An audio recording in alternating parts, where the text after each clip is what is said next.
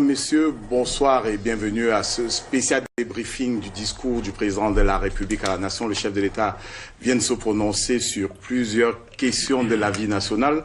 Nous vous proposons nos services pour bien assimiler le propos présidentiel ce soir, et ce, à travers des invités de divers profils socio-politiques et en plateau, déjà bien installé. Patrice Ambassala, bonsoir. Bonsoir, Monsieur Tongué. Plateau débrief. Je signale que vous êtes ancien ministre des Travaux publics, ancien maire de la commune d'Ayos, c'est dans l'Oignon et Foumou, région du centre. C'est ça. Merci d'avoir accepté. Je suis aussi un ancien fonctionnaire. Un ancien fonctionnaire des douanes. Merci d'avoir accepté notre invitation. Olivier Bibo-Nissak, bonsoir, bienvenue. Bonsoir, Rodrigue. Vous êtes porte-parole de Maurice. Vous êtes porte-parole de Maurice Kamto. Oui. Et coordonnateur d'une task force de Maurice Kamto, du MRC et des alliés. Et ses Task alliés. Force Communication du MRC et alliés. Et ses alliés. Merci d'avoir accepté promptement notre invitation pour débriefer ce discours du président de la République. Edmond Biloa, bonsoir. Bonsoir. Je devrais signaler que vous êtes officiellement le mandataire du RDPC sur ce plateau. C'est ça. Désigné par la commission technique de communication du comité central du RDPC. C'est ça. Merci d'avoir accepté notre invitation. Nous finirons par la seule dame qui est sur ce plateau, Anne Féconde Noah, porte-parole de Cabral Libi, le président du PCRN, le Parti camerounais pour la réconciliation nationale. Bonsoir, bienvenue. Bonsoir M. Tongué, bonsoir à mes co-panélistes et bonsoir aux téléspectateurs de Canal 2.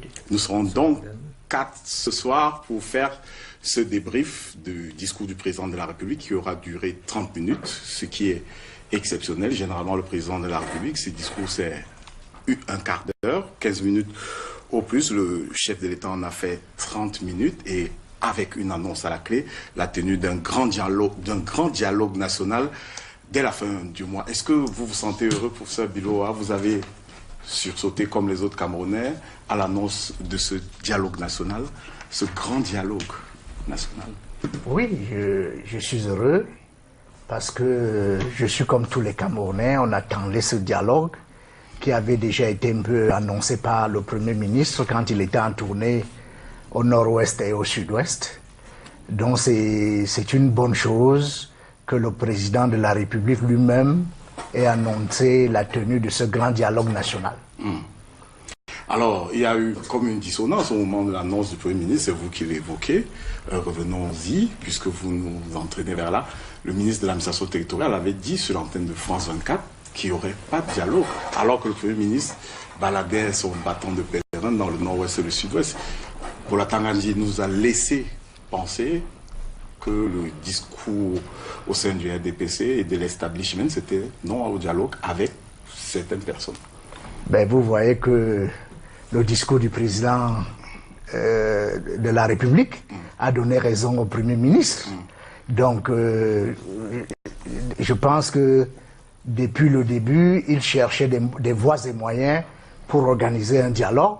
Et aujourd'hui, le président de la République, dans son adresse à la nation, a bien dit au peuple camerounais qu'il y aura bel et bien un grand dialogue national. Un grand dialogue national on a déjà rencontré ce type de format. Il y a eu un grand débat national autour des années 95 qui a abouti à la rédaction et à la promulgation de la Constitution en vigueur au Cameroun. Le grand débat selon le président de la République, le large débat selon le ministre communiqué à l'époque.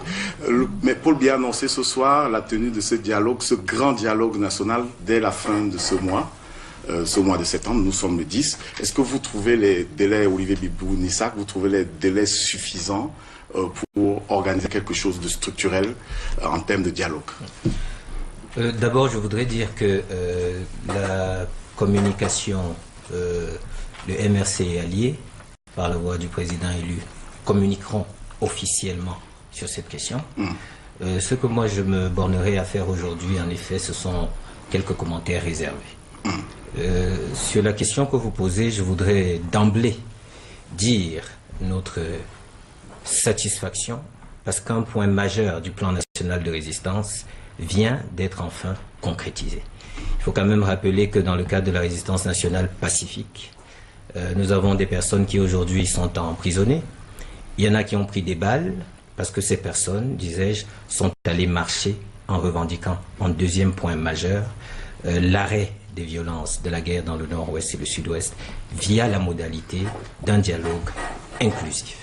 Donc, ce ne serait pas rester cohérent avec nous-mêmes que d'avoir une attitude autre que la réjouissance. Donc, sur ce point bien précis-là, c'est une nouvelle qui annonce quand même une avancée. Maintenant, est-ce que les délais sont réalistes? Je crois qu'au-delà de... je plancherai pour opportun, vous voyez. Disons que celui qui a parlé peut se donner les moyens de sa politique. Et jusqu'à preuve du contraire, c'est vrai qu'un engagement avait été pris sur la CAN, il n'a pas été tenu. On espère que cet engagement-là, celui-là, sera tenu et que le temps permettra que les choses se fassent. Je ne voudrais pas tirer les plans de la comète, je voudrais rester, disons, optimiste, parce que vu ce qui se passe au nord-ouest et au sud-ouest, la moindre initiative d'une telle envergure devrait être encouragée. Maintenant, il y a quelques réserves. Je pense que nous avons toutes les missions pour parler de certains points, parce que dans le discours que moi j'ai entendu, en ce qui me concerne, j'ai vu qu'il y avait beaucoup d'ambivalence et beaucoup de paradoxes. Il y avait des fois un ton martial, des fois à la limite belliqueux. Les noms d'oiseaux ont comme d'habitude été présents. Lequel, l'épervier? Mais non, pas forcément, mais je veux dire, vous savez, il y avait Apprenti sorcier qu'on connaissait, là désormais il y a la propagande sécessionniste, il y a d'autres noms sur lesquels on reviendra, mais je pense que lorsqu'on dit par exemple dialogue, on ne peut pas dire du dialogue que c'est un terme qu'on galvaude, peu importe les conditions dans lesquelles on le convoque. Mais bon, nous aurons le temps d'aborder. Nous y reviendrons. Alors Anne Fegon-Noah, est-ce que vous avez l'impression, avec les modalités qui ont été énoncées, quelques-unes, on imagine bien qu'on va bien goupiller ceci après les consultations du Premier ministre qui ont été annoncées par le Président de la République. Est-ce que, après les modalités, tout au moins indicatives, qui ont été adressées, vous avez l'impression qu'il s'agit d'un dialogue inclusif? On va vers un dialogue inclusif parce qu'il semble bien qu'il fallait ajouter cette épithète-là selon les recommandations d'une partie de la classe politique. Déjà, je voudrais rappeler qu'en 2016, en tout début de cette crise, Cabral Libye, il me semble le premier à avoir proposé un dialogue. Je ne veux pas le proposer parce qu'il ne pouvait que le proposer. Il a suggéré aux responsables des partis d'opposition et de la société civile d'organiser une marche pour contraindre le gouvernement à dialoguer. Donc, je veux dire que c'est une position que nous avons depuis, qu'il a toujours défendue. Donc, lorsqu'on parle de dialogue, ça nous, en tout cas, il y a une forme de soulagement, parce qu'on se dit, enfin, on y arrive. Maintenant, est-ce que le dialogue sera inclusif? Il y a quand même des aspects qui restent un tout petit peu flous pour moi parce que les modalités pratiques du dialogue n'ont pas été énoncées. Parce que ce que le président de la République a dit ce soir, que je salue, c'est bien enfin le père de la nation. Parce que de droit, il est toujours le père de la nation, a pris l'initiative de s'adresser enfin à son peuple qui se posait quand même des questions compte tenu de toutes les crises qui animent le quotidien des Camerounais aujourd'hui. Donc c'est bien. Maintenant, je reste quand même un peu réservé parce qu'il y a des aspects que je n'ai pas compris. Parce que le Premier ministre va conduire le dialogue, oui, le dialogue sera inclusif avec plusieurs parties, mais qui sont ces parties? Qui, de manière concrète, qui participe au dialogue? Parce que le gouvernement ne va pas dialoguer seul. Certes, le président a annoncé qu'il... C'est l'énonciation qui a été faite. Je pense que ça aurait été un peu plus rassurant si les modalités pratiques de ce dialogue nous avaient été données. Par exemple, si le président dit que le dialogue commence à la fin de ce mois, le délai ne me semble pas problématique. J'imagine qu'il en a discuté déjà en interne avec ses équipes. Il dit qu'il a mené des consultations. Donc, mais maintenant, le dialogue va durer combien de temps? Est-ce que à mi-chemin, est-ce qu'il a fixé un délai à ses équipes? Parce que les commissions d'enquête, les commissions de dialogue, on en a l'habitude. Notre position a toujours été que l'un des manquements du renouveau, c'est l'absence de suivi. Nous avons toujours trouvé qu'il y a un problème de suivi parce que le président a souvent donné des instructions, donné des directives. Maintenant, sur la mise en œuvre, est-ce qu'il y a quelqu'un qui va rendre compte à mi-chemin? Est-ce que je veux dire que c'est bien le dialogue, nous sommes contents, ça nous arrange, c'est une bonne nouvelle. Mais si les services de communication de la présidente de la République pouvaient donner des modalités un peu plus concrètes sur la base desquelles on pourra donc évaluer ce que le président a fait, juger de la pertinence de cette initiative. Alors Patrice Ambassala, il y a certainement un travail administratif qui va se faire. Si on annonce que le Premier ministre va mener des consultations, on a vu des consultations par le passé, avant la mise en place d'Elecam, on a vu des consultations avant la mise en place de l'ONEL. Est-ce que vous imaginez, vous qui avez été au sommet de l'administration, que le Premier ministre va recevoir des personnalités à l'immeuble étoile comme par le passé, ou c'est lui qui va aller à la rencontre des personnalités à inviter? Ça se passe comment techniquement, ce type de consultation? Non, je pense que, je vous remercie de me passer la parole, je pense que on ne va pas noyer une annonce de cette nature en aussi potent sur les détails qui ne sont pas essentiels pour l'affaire. Ce qui est bon de dire, c'est que le Premier ministre qui a été identifié comme le maître d'œuvre de ce dialogue recevra les termes de référence de ce dialogue et discutera des modalités pratiques de la conduite de telle ou de telle autre activité. C'est d'accord parti que ces choses doivent s'arrêter.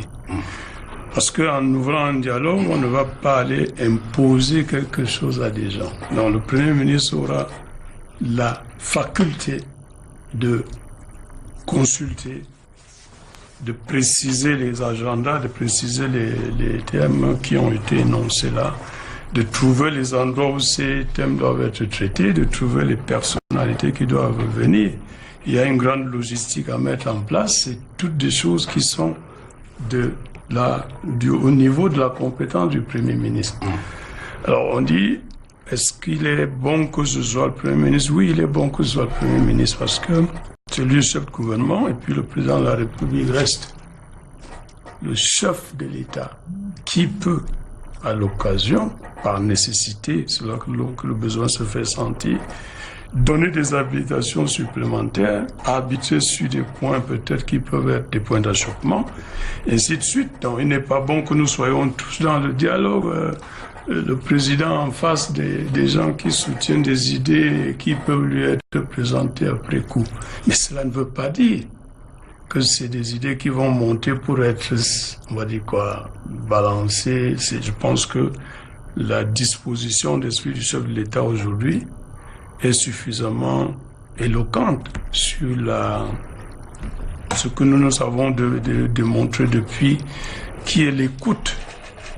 Il a écouté, il a observé, il a donné aux gens à voir, et qui a vu les populations de cette partie du Cameroun, les gens de la diaspora, nos partenaires étrangers, tout le monde a vu.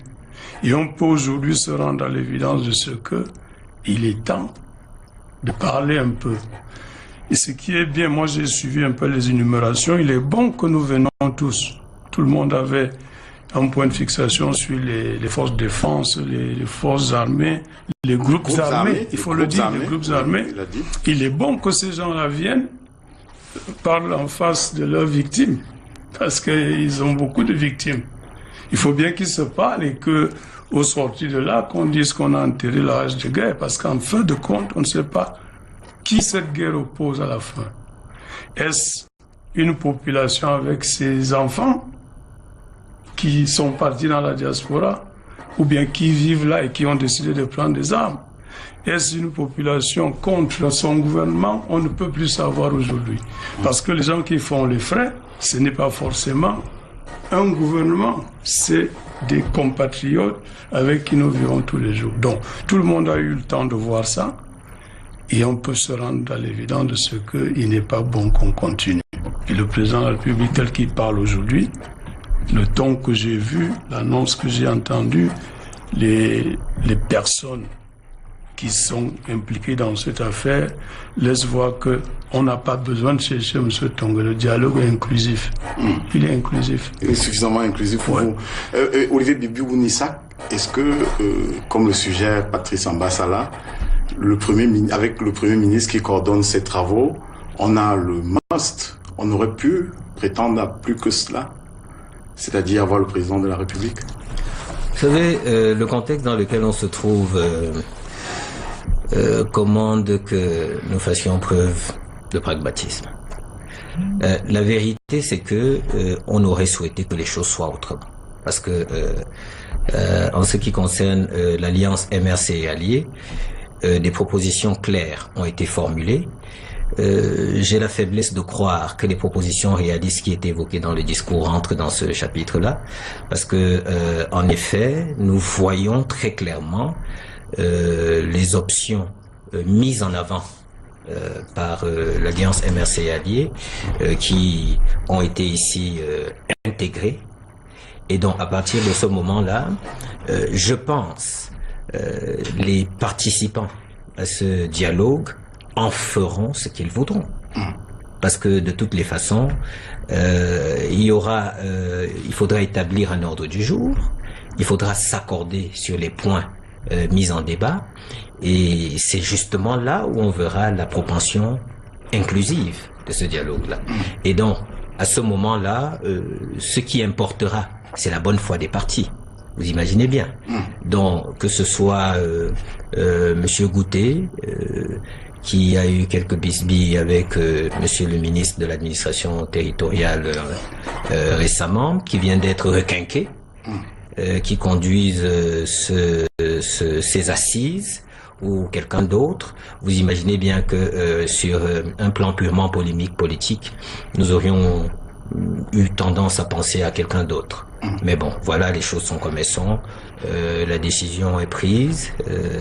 Ne faisons pas la fine bouche, mais plutôt penchons-nous sur ce qui sera concrètement articulé sur ce que je disais un peu avant. Alors, le RDPC a certainement fait des propositions. On a entendu le MRC, le porte-parole de Maurice Kamto, tout au moins, indiquer qu'il y avait des propositions allant dans ce sens. Est-ce que on peut imaginer que dans les consultations menées par le président de la République, il a annoncé lui-même, le RDPC a été consulté? Si oui, quelle aura été sa proposition? Est-ce qu'elle converge vers ce que le président propose aujourd'hui? Oui, les consultations ont commencé il y a longtemps. On peut se situer dans le temps? Non, il y a de cela très longtemps que les consultations ont commencé. Chaque fois que les membres du gouvernement rencontraient des personnes plus ou moins impliquées dans cette situation, c'était des consultations qui ne disaient pas leur nom. Et tout le monde parle de dialogue aujourd'hui. Mais chaque fois qu'un premier ministre se déplace pour aller au nord-ouest et au sud-ouest, rencontrer les populations, rencontrer ceux qui ont déposé les armes, c'est une forme de dialogue. Et le dialogue, il peut avoir plusieurs sens. Quand le président de la République lui-même, il s'adresse aux Camerounais, il dialogue avec les Camerounais. Et donc, on peut dire que le grand dialogue national qui aura lieu avait été précédé par des petits dialogues, des mini-dialogues ou des micro-dialogues. Parce que dans un État comme le Cameroun, il faut bien qu'il y ait des dialogues entre les citoyens et les gouvernants pour que les choses marchent très bien. Donc, le grand dialogue national a été précédé par des discussions, par des consultations. Et donc, aujourd'hui, le grand dialogue national, c'est le couronnement de tous les micro-dialogues qui ont eu lieu avant. Bon, maintenant, vous me posez la question de savoir si le RDPC a été consulté. Bon, le président de la République est le président national du RDPC. Le premier ministre est militant du RDPC. La plupart des ministres sont des ministres du RDPC. Donc, les militants du RDPC. Donc, par conséquent, les opinions ou l'opinion ou l'avis du RDPC a toujours été entendu. Mais il faut savoir que pour un dialogue comme celui-ci, le Premier ministre a dû recevoir ou recevra une lettre du président de la République. Parce qu'il ne peut pas seulement lui parler du grand dialogue. Il faudra qu'il lui dise dans une correspondance ce qu'il attend du Premier ministre. Et maintenant, le Premier ministre donc va négocier avec ceux qui seront là.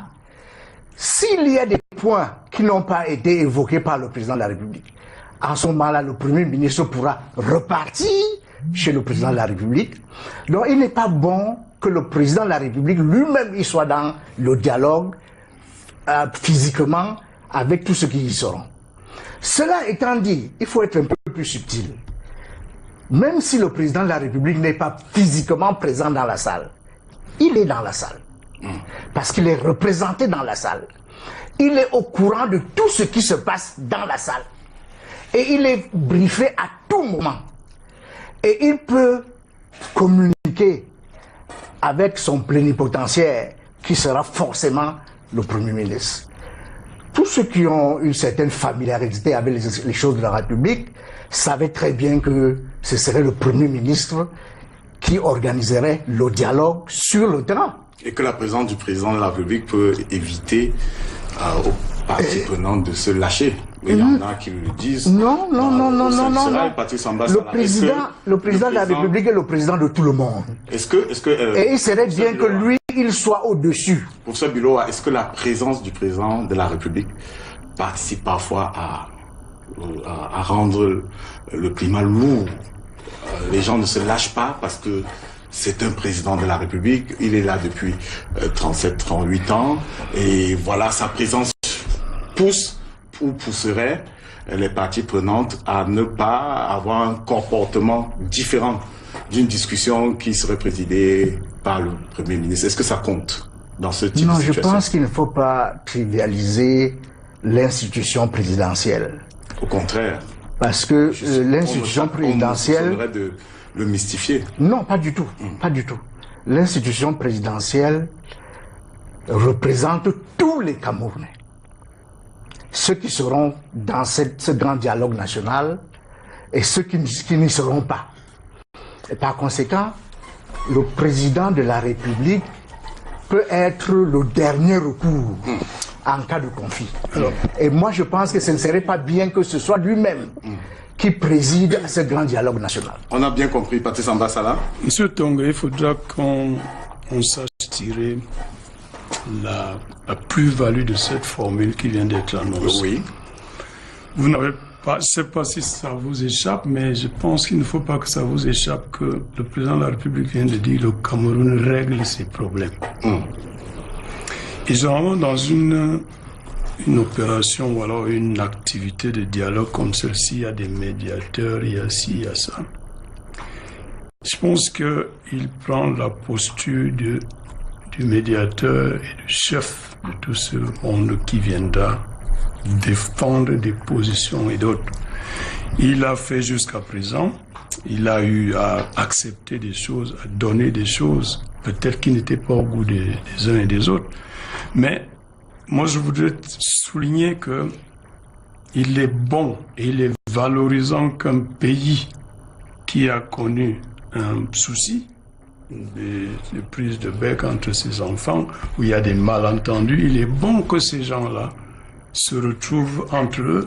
C'est plus valorisant pour le peuple que vous constituez. Et nous sommes en train de donner la preuve de notre maturité. Donc, il n'est pas bon que, ayant choisi cette formule, que nous la polluions avec des fixations du genre, est-ce que le président de la République, est-ce que... Il est bon d'ailleurs que si on pouvait le dire comme ça, le président de la République, c'est la plus haute personnalité de notre pays. Il est tout à fait normal que lorsque nous allons prendre une maman qui est victime dans le sud-ouest, elle a son ressenti devant un président de la République. Il peut me lui arriver qu'elle n'arrive pas à parler. Il peut arriver qu'elle perde ses moyens. Il peut arriver. Donc le pouvoir a ces réalités-là que nous avons vécu au niveau intermédiaire où nous étions. Et c'est pas à ce niveau supérieur qu'on va dire qu'il n'existe pas. Donc, en résumé, je dis, le Cameroun veut donner la preuve de la maturité de son peuple. On a fait des histoires, ça a duré 3 ans. Il est temps que nous arrêtions et que nous engagions une autre démarche. C'est pour ça qu'il y aura, au-delà des sujets qui sont, on va dire, éminemment de la crise nord-ouest et sud-ouest, il y aura des sujets qui peuvent rendre plus harmonieuse la vie nationale. Le président l'a dit. Donc, c'est quelque chose de fondamental, c'est un instant assez important de notre vie nationale. Il vient peut-être 92, 91, autant de temps après la tripartite, nous avons vu les évolutions que la tripartite a introduites dans notre pays, dans notre vie publique. Nous pouvons être confiants et optimistes que cette autre étape va instituer dans la vie nationale et on va dire quoi, l'interopérabilité des acteurs, quelque chose qui veut dire sérénité, harmonie. Restons dans la dimension opérationnelle. Nous allons évoquer les thématiques dans un instant, la dimension opérationnelle, et vous faites bien d'évoquer la tripartite qui s'est tenue en 1991 sous la pôle d'un ancien Premier ministre décédé aujourd'hui, Sadou Ayatou. Est-ce que, en faisant une comparaison entre l'énoncé du président de la République et la réalité de la tripartite au début des années 90, vous pouvez accorder du crédit aux conclusions, ou bien vous pouvez penser que les effets de la conclusion ou des résolutions de ce dialogue seront prégnants sur la vie après septembre? Votre question renvoie à ce que je disais tout à l'heure, mais permettez-moi de revenir sur une chose que le ministre a dite. Je vous ferai respectueusement remarquer, monsieur le ministre, que ne pas regretter le temps qui s'est écoulé entre le début de la crise et la décision du président de la République d'ouvrir un dialogue national n'est pas juste. Parce que non, je parle de votre propos, parce que vous dites que oui, il était temps déjà depuis bien longtemps, mais maintenant que c'est fait, on est content. Et par ailleurs, au sujet des consultations, si on parle d'un dialogue national inclusif, il me semble que jusqu'à présent, c'est le RDPC qui a été consulté, parce que si je m'en tiens à certaines explications que le professeur a données, le professeur n'a pas dit que le RDPC non, il n'a pas dit. Il dit que c'est le RDPC dans tous les cas qui a décidé. Je veux bien, sauf que les acteurs majeurs de ce dialogue annoncé sont quand même du RDPC. Donc, il est peut-être bon de le rappeler et de dire que dans le cadre d'un dialogue inclusif, évidemment, nous saluons tout ce que le Premier ministre fait depuis qu'il est arrivé. À titre personnel, j'ai trouvé qu'il avait une démarche innovante et je l'ai trouvé vraiment très avenant sur le terrain, mais lorsque le ministre parle et insiste pour dire que le Premier ministre va définir, le Premier ministre c'est le premier... Du point de vue administratif. Du point de vue, oui, je voudrais quand même dire que nous parlons là d'un dialogue inclusif qui sort un peu des cancans des process administratifs habituels. N'est-il pas temps que maintenant que le chef de l'État a annoncé le dialogue, que les modalités pratiques de ce discours soient élaborées avec d'autres partis? Parce que là, c'est le gouvernement, et le gouvernement, Madame, c'est exactement ça. Malheureusement, le fait, le gouvernement, c'est le RDPC. Mais pour rétablir un peu les faits, le président de la République a annoncé que le Premier ministre va mener des consultations. Et j'ai d'ailleurs fait un rapprochement entre ces consultations et celles qui avaient lieu avant la création de l'ECAM et qu'on sort. Ce qui me ramène à votre question de tout à l'heure. Vous savez la difficulté avec les annonces. Sans modalité et sans contrainte de temps, sans contrainte de compte rendu, c'est que on peut naviguer pendant très longtemps sans résultat. Et puisque le président n'a pas défini un délai après lequel la commission, qui je l'espère sera mise sur pied, incluant d'autres responsables, d'autres leaders d'opinion, des partis d'opposition, des leaders de la société civile et pas que le RDPC, s'il n'y a pas de modalité préalable, j'aurais du mal à répondre à votre question. Parce que, par exemple, on a parlé de la décentralisation. Le président a parlé de la décentralisation tout à l'heure, sauf qu'elle existe depuis des années. Ça fait très longtemps que la décentralisation existe dans notre constitution. Elle n'est pas mise en œuvre. Donc, pour répondre à cette question, il faudrait que des précisions soient faites sur qui dialogue avec qui, après combien de temps la commission mise en place pour dialoguer rencontre au peuple camerounais ou même rencontre au président de la République. À ce moment, je pourrais répondre. D'autre part, permettez-moi oui, je vous écoute. De le dire, monsieur Tongué. Oui, le président de la République a parlé de la décentralisation.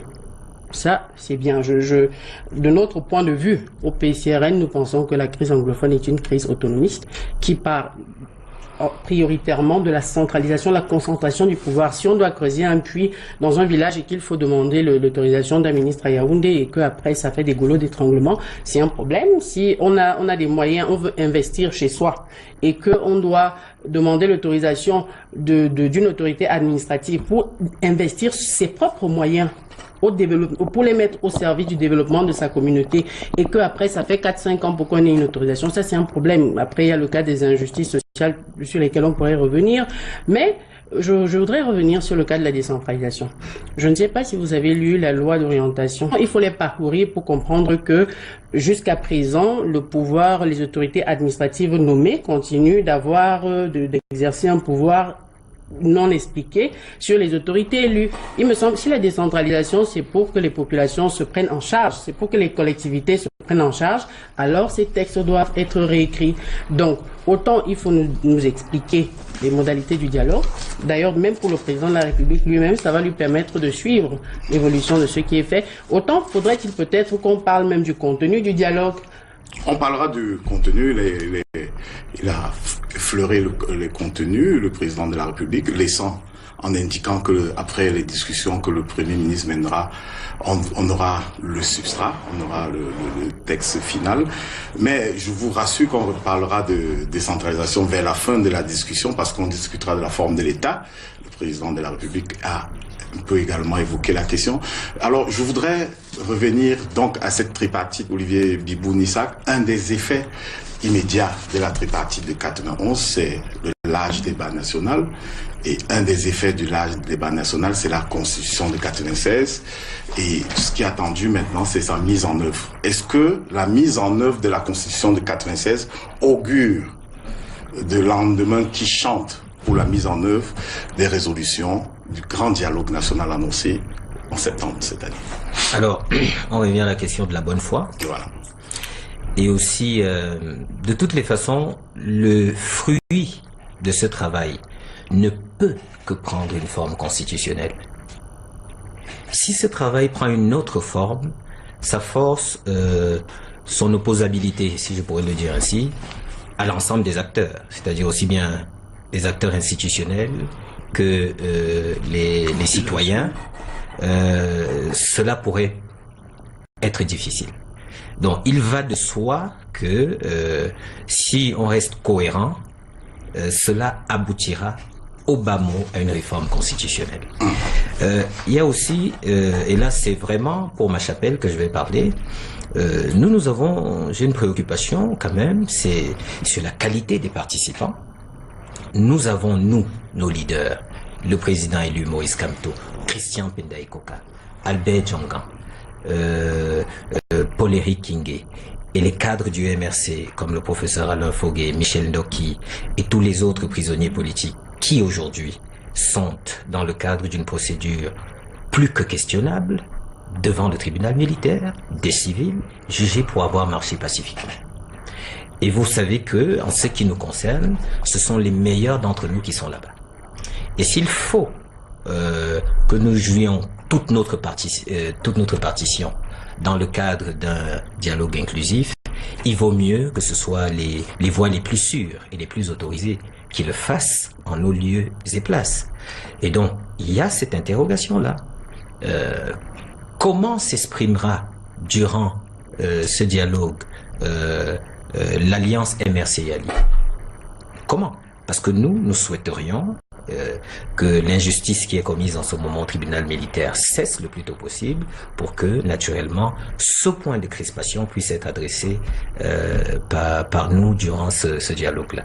Devrait-on dire que le MRC attend une invitation du Premier ministre pour les échanges au cours de ce dialogue? J'ai l'impression que cela va sans dire. J'ai l'impression que cela va sans dire. Mais j'ai aussi l'impression que si j'ai bien écouté ce qui était dit précédemment, c'est ouvert aux leaders politiques, aux personnalités de la société civile, ça veut dire ce que ça veut dire. Je crois que ça se passe de tout commentaire. Alors si le MRC était invité, il viendrait? Je crois que les formules qui ont été employées aujourd'hui renvoient très clairement à ce que les acteurs politiques camerounais soient présents. Ce qui a été dit, en tout cas dans les discours, ne laissez pas d'ambiguïté, à ce sujet-là. Et donc, m'insérant dans cette faille, je fais remarquer ce que je faisais remarquer tout à l'heure. Mais il peut s'en trouver qu'il y ait des leaders qui refusent, qui déclinent l'invitation. Alors, c'est d'où le sens de ma question. Est-ce que si le MRC était invité, il accepterait l'invitation?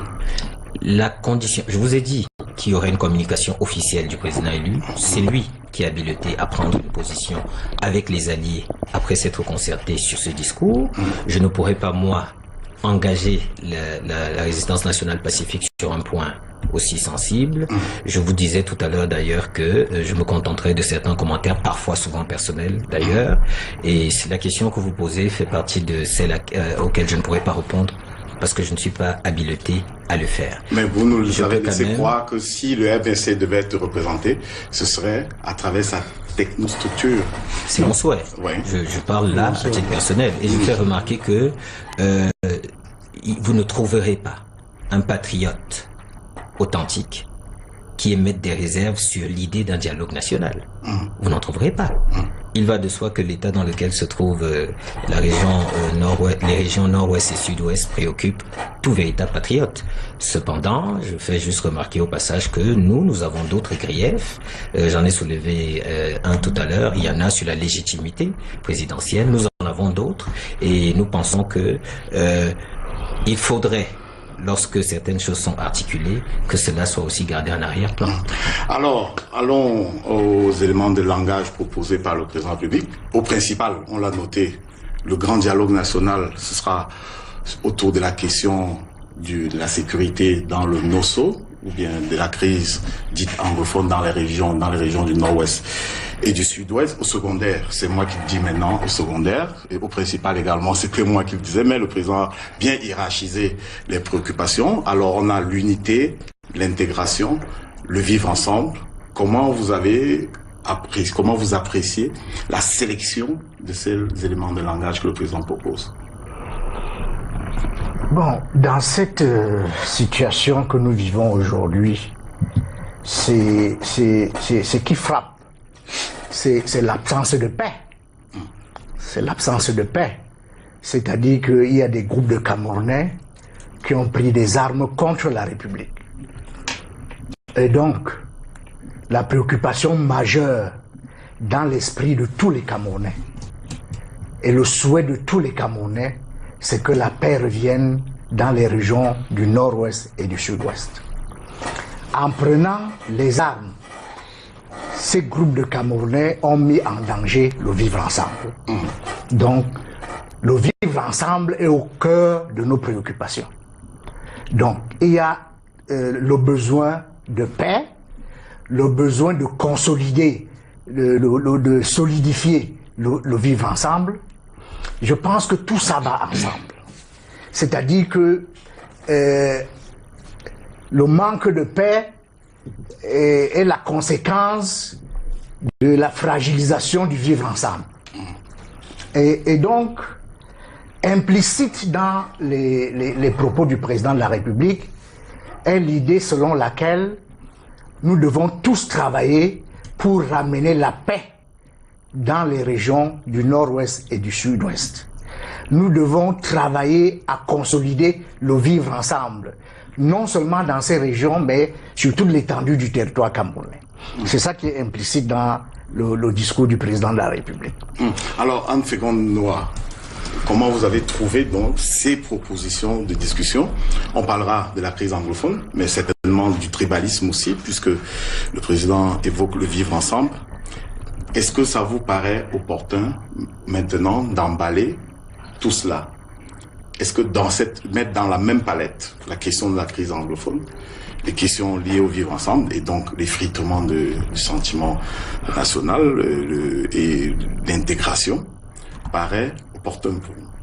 Oui, en effet.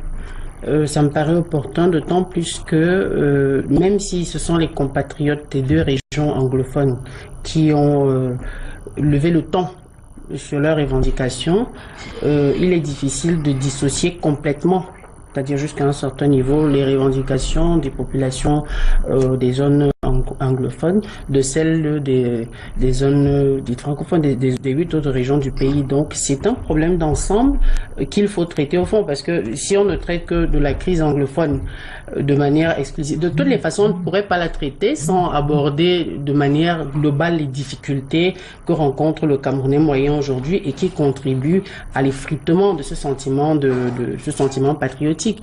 Vous avez parlé de tribalisme tout à l'heure. Déjà de notre point de vue, ce sont des tares qui servent même en zone anglophone, et il y aura 8 autres régions du Cameroun qui auront un autre type de problème. Maintenant, si ça peut se résoudre de manière globale, c'est bien. Tout le problème reste le contenu. Comment est-ce que ça va se résoudre maintenant que les grandes lignes sont données? De quoi est-ce qu'on va traiter? Par exemple, pour préciser ma pensée, pour lutter contre le tribalisme, qu'est-ce qu'on propose? Qu'est-ce que la commission, qui je l'espère sera mixte, parce que si ce n'est que le RDPC, c'est problématique. Maintenant, qu'est-ce que cette commission va nous proposer? C'est pour cette raison qu'il est important d'impliquer d'autres acteurs. Ça ne peut pas s'arrêter au RDPC. Au PCRN, par exemple, nous avons des propositions fermes, concrètes, bien élaborées pour lutter contre le ministre qui est du RDPC. Je n'ai rien contre le RDPC, mais c'est un problème global et les solutions vont venir de partout. Il faudrait que tout le monde soit impliqué.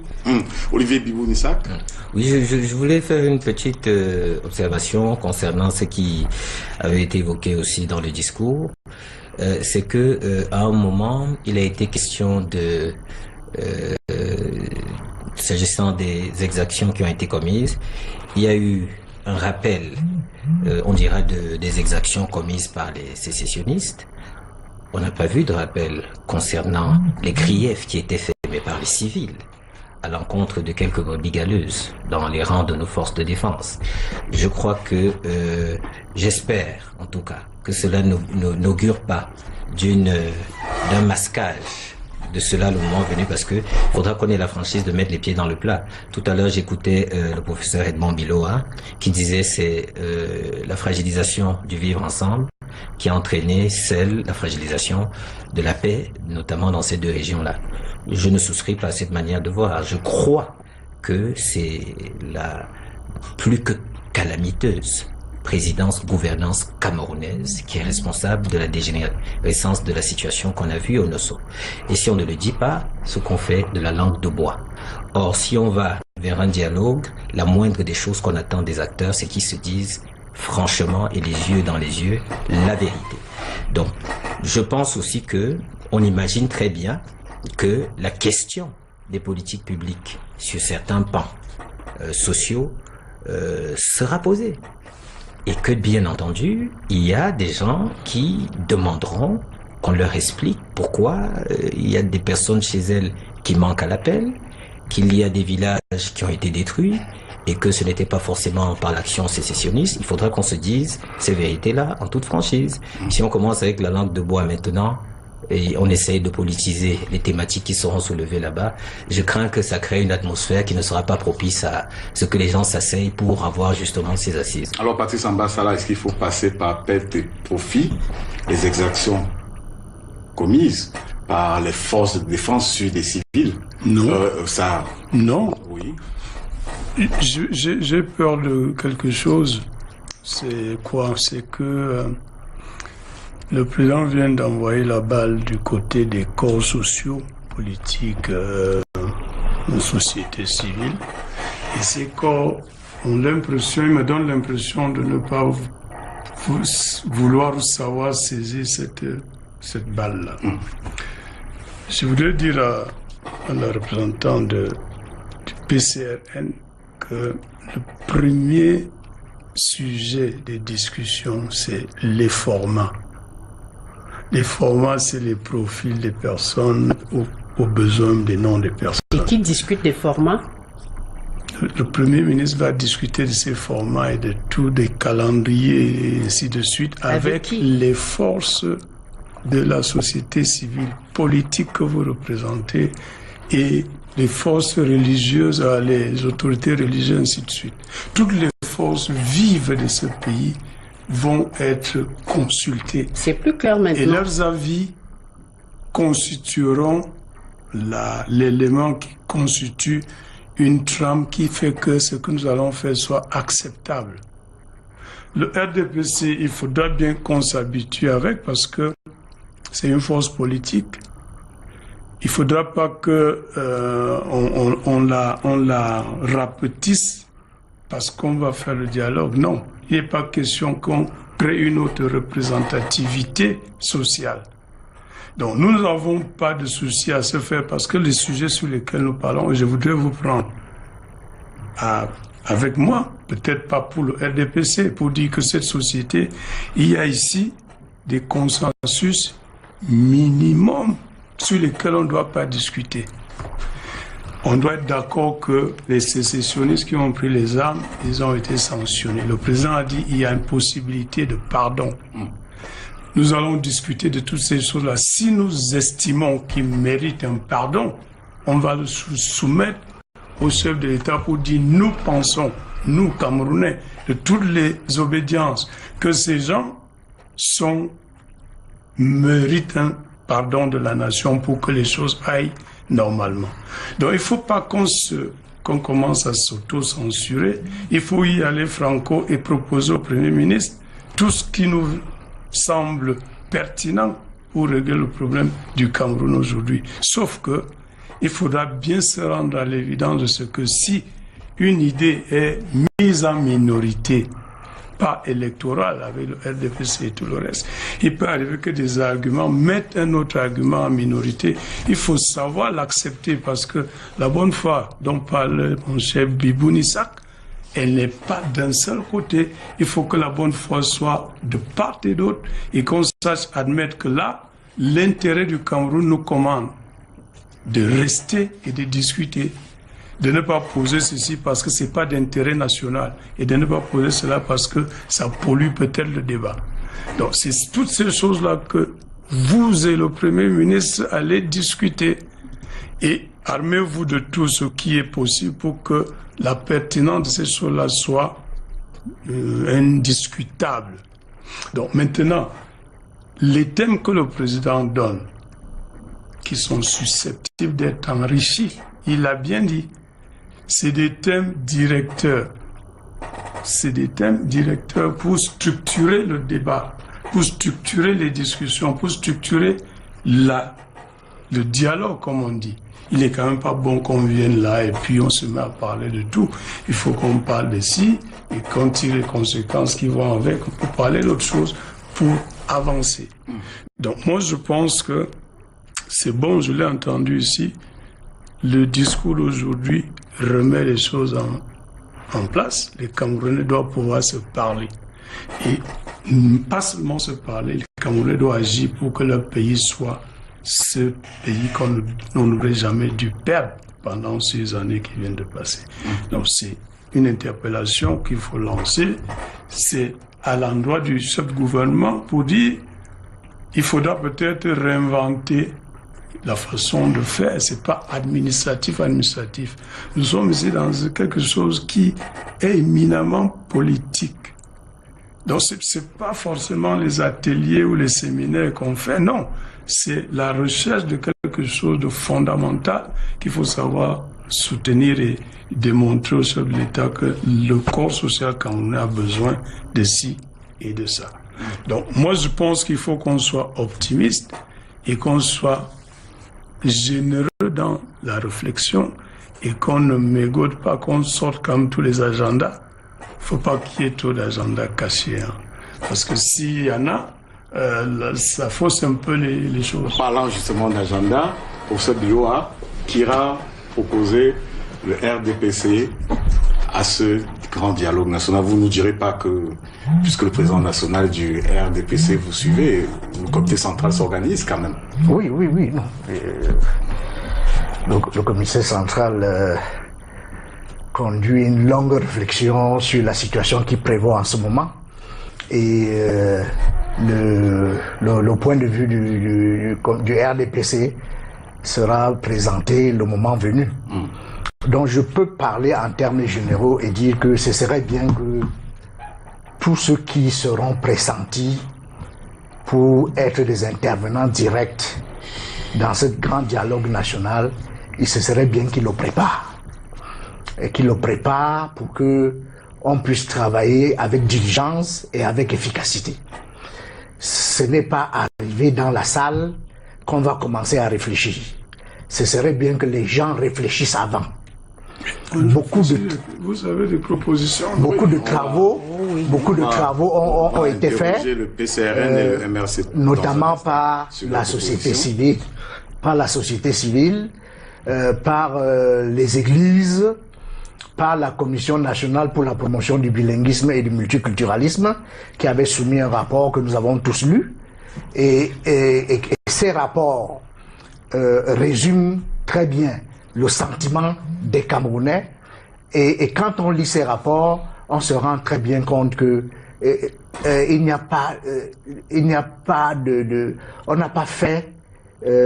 n'a pas été tendre envers les gouvernants. Donc par conséquent, ce serait bien que les gens, tous ceux qui seront impliqués directement dans ce processus, dans ce grand dialogue national, le préparent. Et qu'ils soient francs. Et que on puisse trouver des solutions à même d'arrêter la situation qui prévaut aujourd'hui dans la région du Nord-Ouest et dans la région du Sud-Ouest. À titre de rappel, vous savez que la tripartite avait eu pour effet immédiat d'arrêter les villes mortes. Donc, on attend de ce grand dialogue national que les conflits armés dans les deux régions du Nord-Ouest et du Sud-Ouest s'arrêtent. Ils s'arrêtent. Et donc, il y va de la crédibilité non seulement du gouvernement, mais aussi des participants. Parce que cette fois-ci, aucun participant ne pourra plus dire « on ne m'a pas entendu ». Tout le monde devra être entendu. En fait, Noah, le PCRN proposerait quoi à ce dialogue pour qu'on enterre la hache de guerre dans le Nord-Ouest et le Sud-Ouest et que le tribalisme recule au Cameroun? D'abord, il faut peut-être remercier Monsieur le ministre pour les précisions qu'il a apportées. Je pense que si le président avait donné ces détails pour dire que c'est un dialogue, enfin dit en quoi le dialogue sera inclusif, peut-être que je n'aurais pas eu besoin de poser la question. Maintenant, je ne sais pas s'il engage le président de la République ou le RDPC ou le gouvernement. On débriefe le discours. Bon, après, chacun peut faire des interprétations du discours qui est selon sa sensibilité, mais si c'est le cas, c'est bien. On verra bien maintenant sur ce que nous proposons concrètement. Nous avons proposé le régionalisme. Parce que vous savez, ce n'est pas difficile de mettre ces choses en œuvre. Déjà, a priori, nous pensons que le seul fait que les gens s'asseyent va déjà contribuer à décongestionner un peu l'atmosphère. Ça, c'est déjà bien. Le professeur Edmond Milo l'a dit tout à l'heure. La première conséquence de la tripartite a été l'arrêt des villes mortes. Mais maintenant, lorsqu'on sait que les résolutions prises, notamment la modification constitutionnelle et les ajouts qui ont été faits, n'ont pas été mis en œuvre jusqu'à présent et que des années plus tard, nous avons des problèmes parce que les résolutions de la tripartite n'ont toujours pas été appliquées.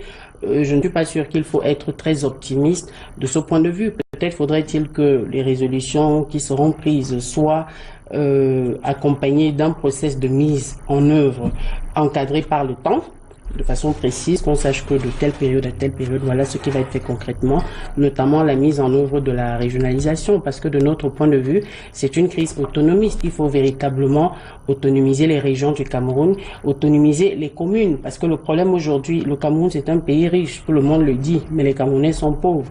Et les Camerounais sont pauvres parce que le potentiel n'est pas suffisamment mis en œuvre.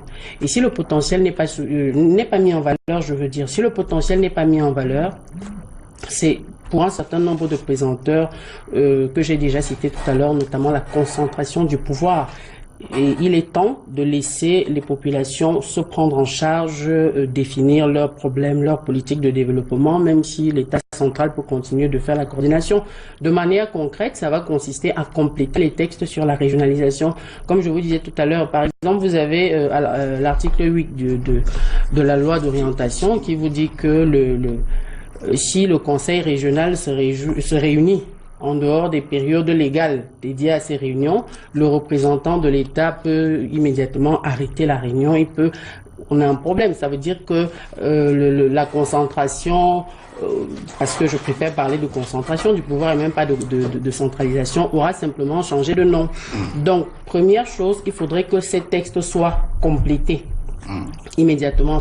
On ne peut pas aller débattre de la mise en œuvre de la décentralisation en l'état actuel des textes. Ce n'est pas pertinent parce que ça ne va résoudre aucun problème. On va changer les nomenclatures, mais on sera dans le même système de fonctionnement. Il faudrait réfléchir sur la question de l'autonomisation des mairies. Il faut que les maires puissent travailler. Nous pensons que la mairie doit être... Nous allons transformer les communes en unités de production agricole. Un avantage que nous avons au Cameroun, nous avons des terres fertiles.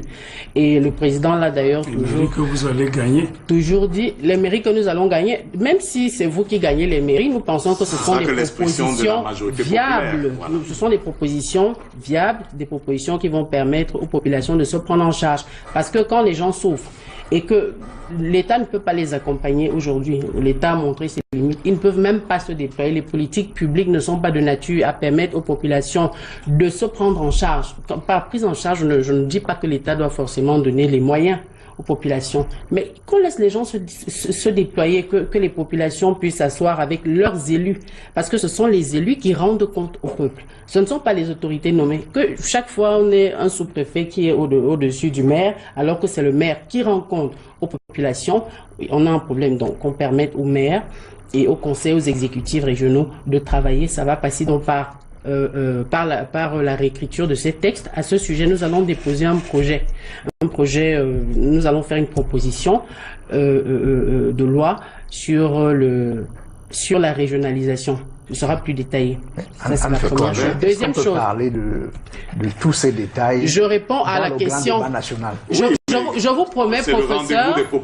Je vous promets, professeur, je ne peux même pas donner ici sur ce plateau 1% des propositions que nous avons, parce que nous en avons beaucoup. Si le gouvernement était un peu plus ouvert et estimait que les partis d'opposition peuvent avoir des propositions pertinentes qu'il ne faut pas forcément repousser, peut-être aurions-nous limité les cases. Donc je ne suis même pas. Je parle des grandes lignes de ce qui se rapporte au discours qui a été au discours du président de la République. Donc il y a ça. Vous avez parlé de tribalisme tout à l'heure. Ça passe simplement par les quotas dans les recrutements. Est-ce qu'on peut légiférer à l'issue du grand débat national sur le tribalisme? Est-ce qu'on peut pénaliser le tribalisme? Oui, en effet. C'est ce que le Parti camerounais pour la réconciliation nationale propose. Si vous avez parcouru le programme du président, oui, vous en seriez aperçu. Effectivement, il faut légiférer, il faut prendre des mesures fortes pour sanctionner le tribalisme, mais au départ, il faut encadrer. Parce que après, le tribalisme, c'est un terme un peu générique, qu'on a tendance d'ailleurs à vivre beaucoup plus sur les réseaux sociaux, parce qu'en pratique, ce n'est pas forcément ça. Mais il faudrait encadrer un certain nombre de secteurs de la vie publique dans lesquels le tribalisme peut s'exprimer. Ça passe par les politiques de recrutement, que ce soit dans les entreprises publiques comme dans les entreprises privées. Donc, je ne vais pas énumérer tout ça, je me limite à ceux qui se rapportent au discours. De manière globale, c'est ça que je pourrais dire. Il faut autonomiser les populations, autonomiser les communes, autonomiser les régions. Est-ce qu'il faut continuer, Olivier Bigou-Nissak, de discuter sur la mise en œuvre de la décentralisation 23 ans après la promulgation de la Constitution, c'était le 18 janvier 1996. Est-ce qu'il faut passer à autre chose? Est-ce qu'au cours du grand débat national, il arriverait que le MRC propose autre chose que la décentralisation? D'abord, la décentralisation camerounaise, excusez-moi pour l'emploi du terme que je vais employer, est un avorton. C'est un mort-né. Et je crois que je parle sous l'autorité de quelqu'un qui a été une édile, un maire, le ministre Ambassala. Oui, je vous suis très précisément. Voilà. Je pense que dans le cadre y compris des griefs qui ont souvent été soulevés par, je vais citer les CVUC par exemple, les communes et villes unies du Cameroun, les complaintes qui reviennent à chaque fois sont une réelle décentralisation des ressources, des pouvoirs, à chaque fois on a l'impression là c'est même pas la chèvre qu'on donne et on garde la corde, non, c'est le sabot gauche de la patte arrière de la chèvre qu'on donne et on garde la chèvre et toute la corde avec. Donc c'est évident qu'il faudra faire un débat là-dessus. Et d'ailleurs, il faudra faire un débat sur le fédéralisme. Parce que il ne faut pas qu'un malentendu continue de prospérer. C'est-à-dire qu'à l'époque où il y a eu un référendum sur l'État dit unitaire, ceux qui l'ont pensé, 72. voilà, ceux qui l'ont pensé ont donné à croire à l'opinion que dans État unitaire, c'était l'unité du peuple, alors que c'est la modalité administrative. Et vous voyez que à ce moment-là, on est tombé dans le travers dans lequel nous sommes jusqu'aujourd'hui. Certains ont l'impression que lorsqu'on parle de fédéralisme, on parle d'un État au niveau duquel le peuple n'est plus uni, n'est plus un, n'est plus indivisible. À ce moment-là, on ne parlerait pas du peuple américain, des États-Unis, ou du peuple allemand, parce que ce sont des fédérations. Ou nigérian, tout près de nous. Ou du peuple nigérien. Donc, il faudra que la question du fédéralisme soit abordée.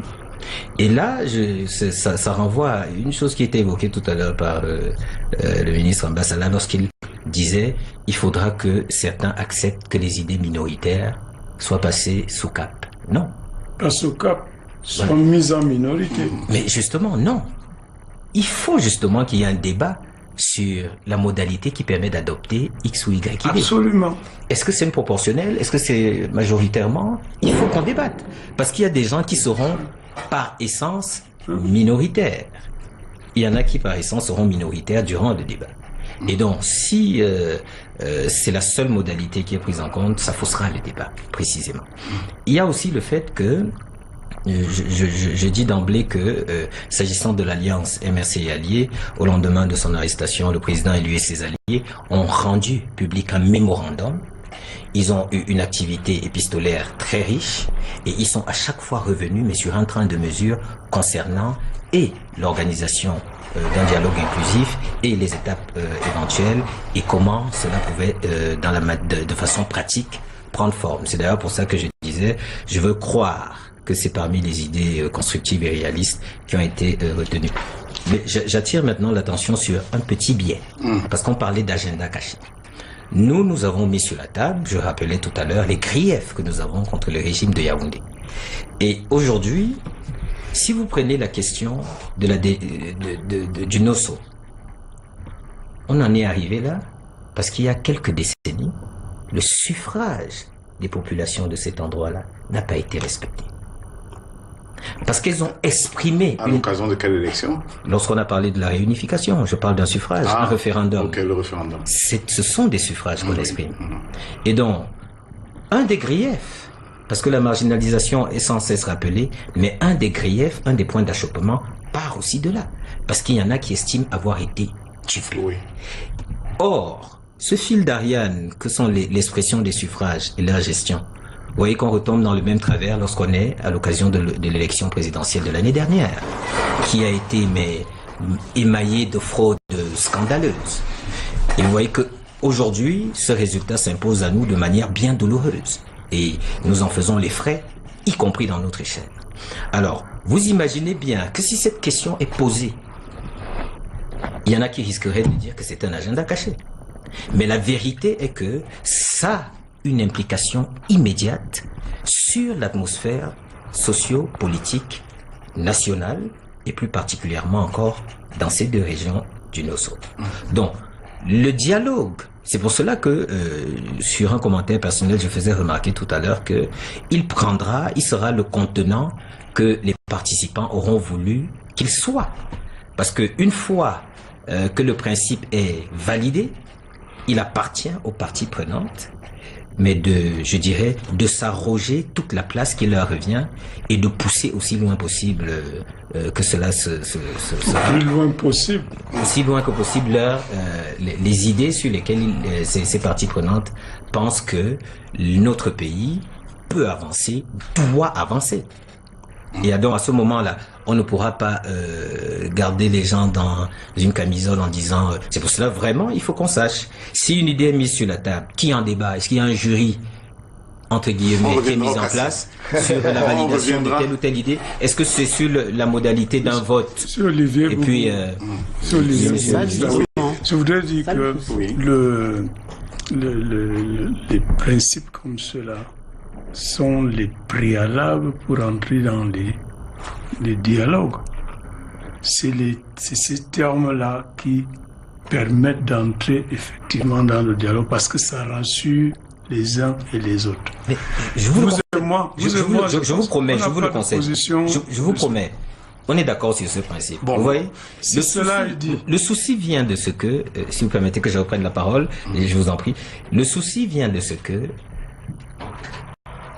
la bonne foi, je reviens toujours là-dessus, la bonne foi de ceux qui ont la main, parce qu'il y en a qui ont la main, et le premier d'entre eux a parlé tout à l'heure. Et vous a donné l'impression d'être de mauvaise foi. Je n'irai pas jusque-là, mais je m'interroge quand même lorsque... Déjà ça. Vous pouvez bien comprendre qu'on s'interroge lorsque, sur une question aussi sensible que celle de, voilà, on convoque le dialogue, mais dans le même temps, on stigmatise certains. C'est, à un moment, on a envie de se dire, si on y va franchement, je vais vous expliquer. On y va franchement. Et puis, pour la querelle, on la fera pendant le dialogue. Mais on ne donne pas l'impression de quitter du statut de celui qui est au-dessus de la mêlée pour rentrer dans la mêlée et commencer déjà à admonester et stigmatiser certains, de sorte que au moment où ils arrivent dans le dialogue, ils sont déjà auréolés d'une sorte d'étiquette négative. Ces gens-là, ça pourrait les refroidir. Donc c'est ce point-là que je souligne, c'est-à-dire il faut de la bonne foi, c'est très important. Il faudra de la bonne foi et des gages de bonne foi. Mon cher Olivier, il faudra pas qu'il y ait, en plus de la bonne foi, une délicatesse insupportable. Lorsqu'on parle des affaires d'un pays, il y a certaines préventions qu'il faut savoir mettre de côté. Il y a une sensibilité qui n'est pas à l'ordre du jour. Il y a quelque chose qu'on pourrait classer dans le cas de Jérémie. Le débat qui doit s'ouvrir là, les négociations et le dialogue qui doit s'ouvrir, sont des choses qu'on doit faire de façon froide, dans l'intérêt du pays et pas forcément pour contenter une ou deux personnes. Il ne s'agit pas de ça. Il est question de mettre l'État au-dessus de tout ça et que si les exigences d'un groupuscule deviennent de la surenchère, que le pays sache avancer sans s'arrêter sur ces choses-là. Parce qu'on a tendance à mettre au niveau des préalables des choses qui sont véritablement des éléments de surenchère. Le président de la République a précisé, et il faut souffrir de ça. Lorsque vous êtes père d'une famille, vous admonestez, vous encouragez, vous félicitez. Vous ne pouvez pas garder ou gérer un pays uniquement en faisant table rase de ce qui s'est passé.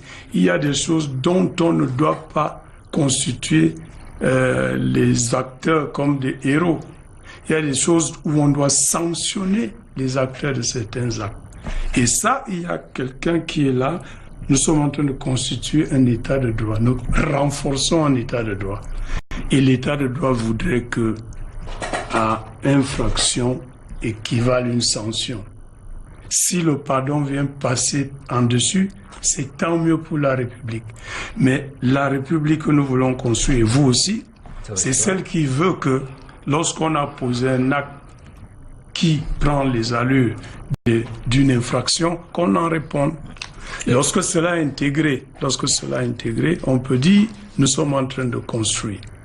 Et il ne sera pas bon que nous pensions que on pourra faire. Le président l'a dit, et moi j'essaie de reprendre seulement ce qu'il a dit. Que est-ce qu'on est donc libre maintenant de faire quelque chose et de créer une situation normale dans un pays pour qu'un dialogue vienne effacer ça? Ce sera un dangereux précédent, M. Tongue. Donc je voudrais que Olivier et moi on s'accorde dessus. Nous sommes totalement d'accord pour que la bonne foi enrobe tout ce qui va se faire.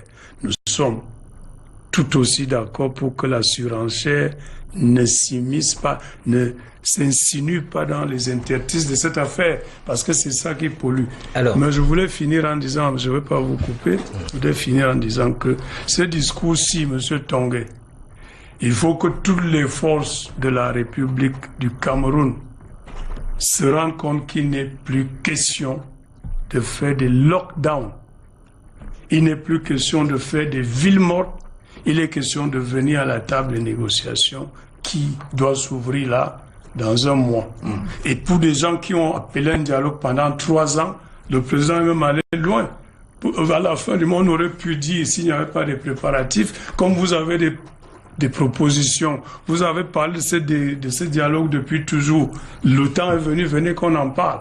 Le temps qu'on donne pour la fin du mois est celui de préparer quelque chose qui puisse être digeste et qui puisse nous conduire à des rivages un peu plus rassurants. Okay. Donc, monsieur Bounissa, il faut qu'on s'entende sur quelque chose. Est-ce que vous et moi, nous sommes en mesure de dire au sortir, après avoir suivi ce discours, mes chers enfants, allez à l'école, parce que les parents vont parler des choses. Je vais répondre à cette question. Voilà, les parents vont traiter les affaires. Même si ce n'est pas vous qui avez lancé les voilà, mots d'ordre. Je voudrais aussi, pour répondre à cette question, constater une chose. Les jérémiades ont quelque chose de charmant.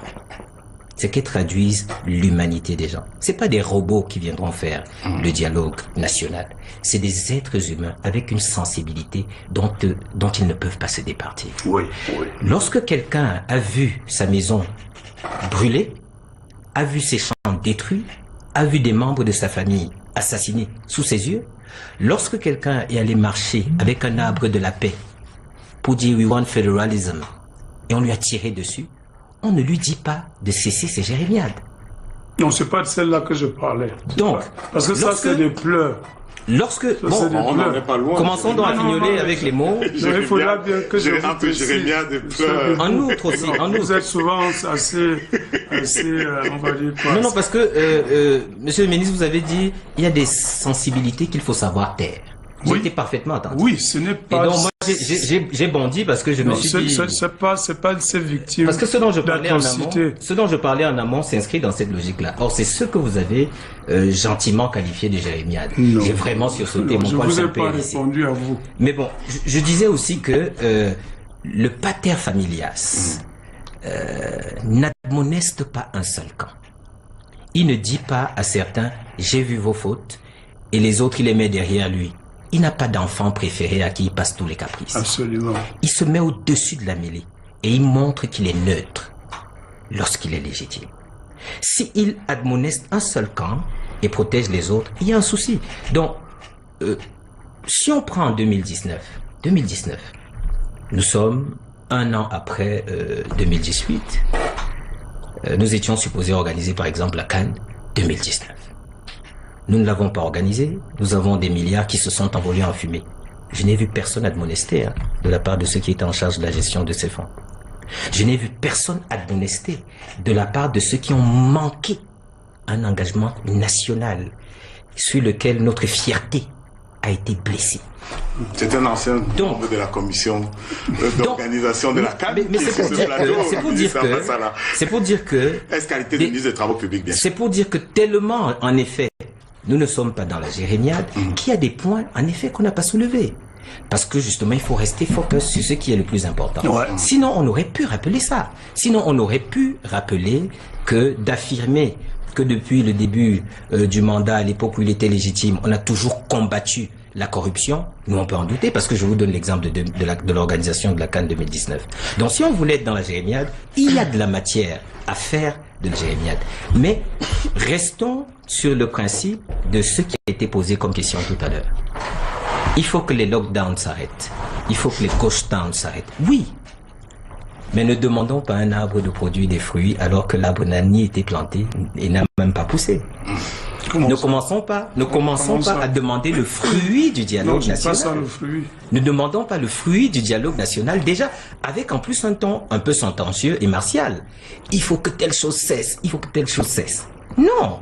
Si nous sommes sur le principe du dialogue, l'inverse, vous suggérez qu'on maintienne les lockdowns et les... Voilà. Ce que je suggère, c'est que parce que si on se lance sur le terrain glissant des préalables, les autres vous opposeront des préalables. On en sortira. Ok. Ce que je crois ce qui serait le plus raisonnable, c'est au lieu de commencer déjà avec des exigences, supposons pour Yaoundé, eh bien, qu'on présente donc des gages, qu'on soit les premiers. On a dit il y aura un dialogue, très bien. Voici une mesure de désescalade. Je voudrais pas suggérer. Il y a de la matière sur ce plan-là. Voici une mesure de désescalade que nous prenons, qui est un gage de bonne foi. Qu'est-ce que les autres font en face? Ce n'est pas le retrait des troupes, de la démilitarisation, comme sujet le SDF. Non, vous avez des personnes dans le cadre de la crise au Nosso qui ont été arrêtées à l'époque où les revendications étaient parfaitement pacifiques et républicaines. Vous pensez à Kim Mancho BBC par exemple? Et autres, ils sont presque un millier. On l'a condamné. Oui. Et ces personnes qui ont été arrêtées à l'époque où c'était des revendications pacifiques sont traitées aujourd'hui avec une association d'idées avec ceux qui, eux, sont dans la revendication violente et armée. Et pourtant, ces personnes n'ont jamais pris les armes à aucun moment. Qui assument des revendications sécessionnistes. Et ces personnes-là n'ont par contre jamais pris les armes. Et il y en a parmi elles qui sont majoritairement fédéralistes. Et quand bien même, sur la question extrême du sécessionnisme, quelqu'un en parlerait, tant qu'il se borne à en parler, qu'on en fait un débat, tout va bien. Le souci, naturellement, et tout le monde est d'accord là-dessus, c'est d'ailleurs pour ça que le président élu a toujours dit toutes les options sont à mettre sur la table, à l'exception de la sécession qui n'est pas une option. C'est bien votre exercice. Donc, j'écoutais pourtant patiemment tout à l'heure. J'écoutais patiemment. Tu n'as pas lancé de Ghost Town. J'écoutais patiemment tout à l'heure. J'écoutais patiemment tout à l'heure. Permettez-moi que je ne comprendrai pas que la question de l'école commence quand on me soit posée parce que je suis né à la tête d'un groupe armé. Vous m'avez dit tout à l'heure que il faut que peut-être que les signaux commencent à Yaoundé. Si on commence à parler de préalable. Des escalades. Oui, parce que vous avez parlé des préalables tout à l'heure. Vous avez par exemple dit qu'il fallait que les gauches tendent. Je parle d'une communauté qui appelait de tous ses voeux le dialogue national. Et on vient de dire le dialogue national, il est donné, il est ouvert. Il va se dérouler dans telle condition. C'est ça qui était la demande forte pour que nous soyons soit en train de nous radicaliser, soit en train de faire ceci. Monsieur le ministre, la demande forte n'attendait pas une promesse, elle attendait le dialogue. Là, il est promis, il est annoncé. Je continue, monsieur. Il n'a pas eu lieu. Monsieur. Le sujet que Patrice Abbas va répondre rapidement et qu'on sorte de ce... Je ne réponds pas, je dis face à face entre vous. Le dialogue est donc annoncé. Voilà. Vous estimez, nous pensons que nous devons en chorus dire nous avons déjà le dialogue. Nous pouvons commencer une vie normale parce que nous allons discuter des choses qui nous fâchaient.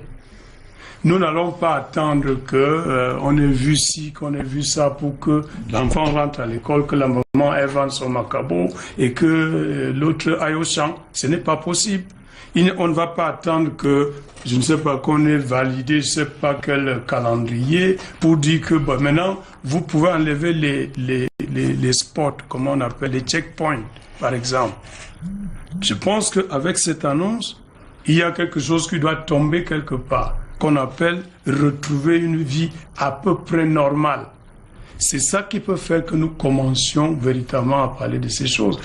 Les réfugiés qu'on annonce, qui sont déplacés internes, ils peuvent valablement rentrer chez eux, s'installer là où ils sont confortablement et vivre avec dignité. On ne peut pas dire qu'il y aura d'autres, on va dire quoi, d'autres préalables à attendre pour ça.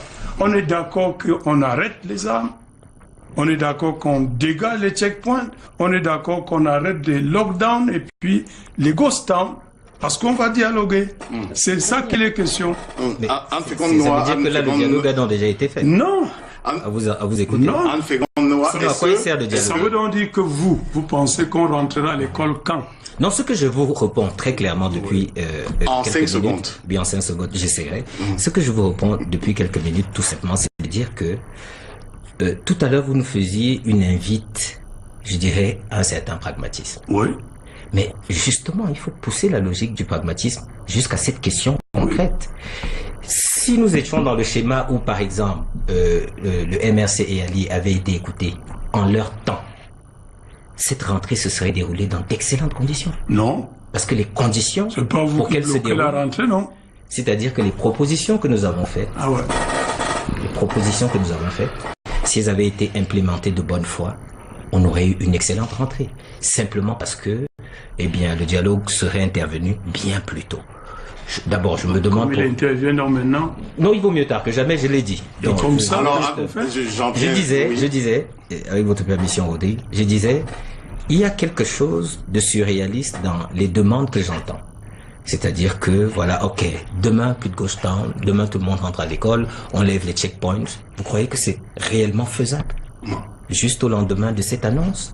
Les personnes qui sont concernées, je veux dire, moi j'ai des proches qui fréquentent au sud-ouest, par exemple, et qui ont dû se déplacer sur les zones hors conflit. Je ne rentre pas et je dis, ok, rentrez à Buea. Je suis désolé.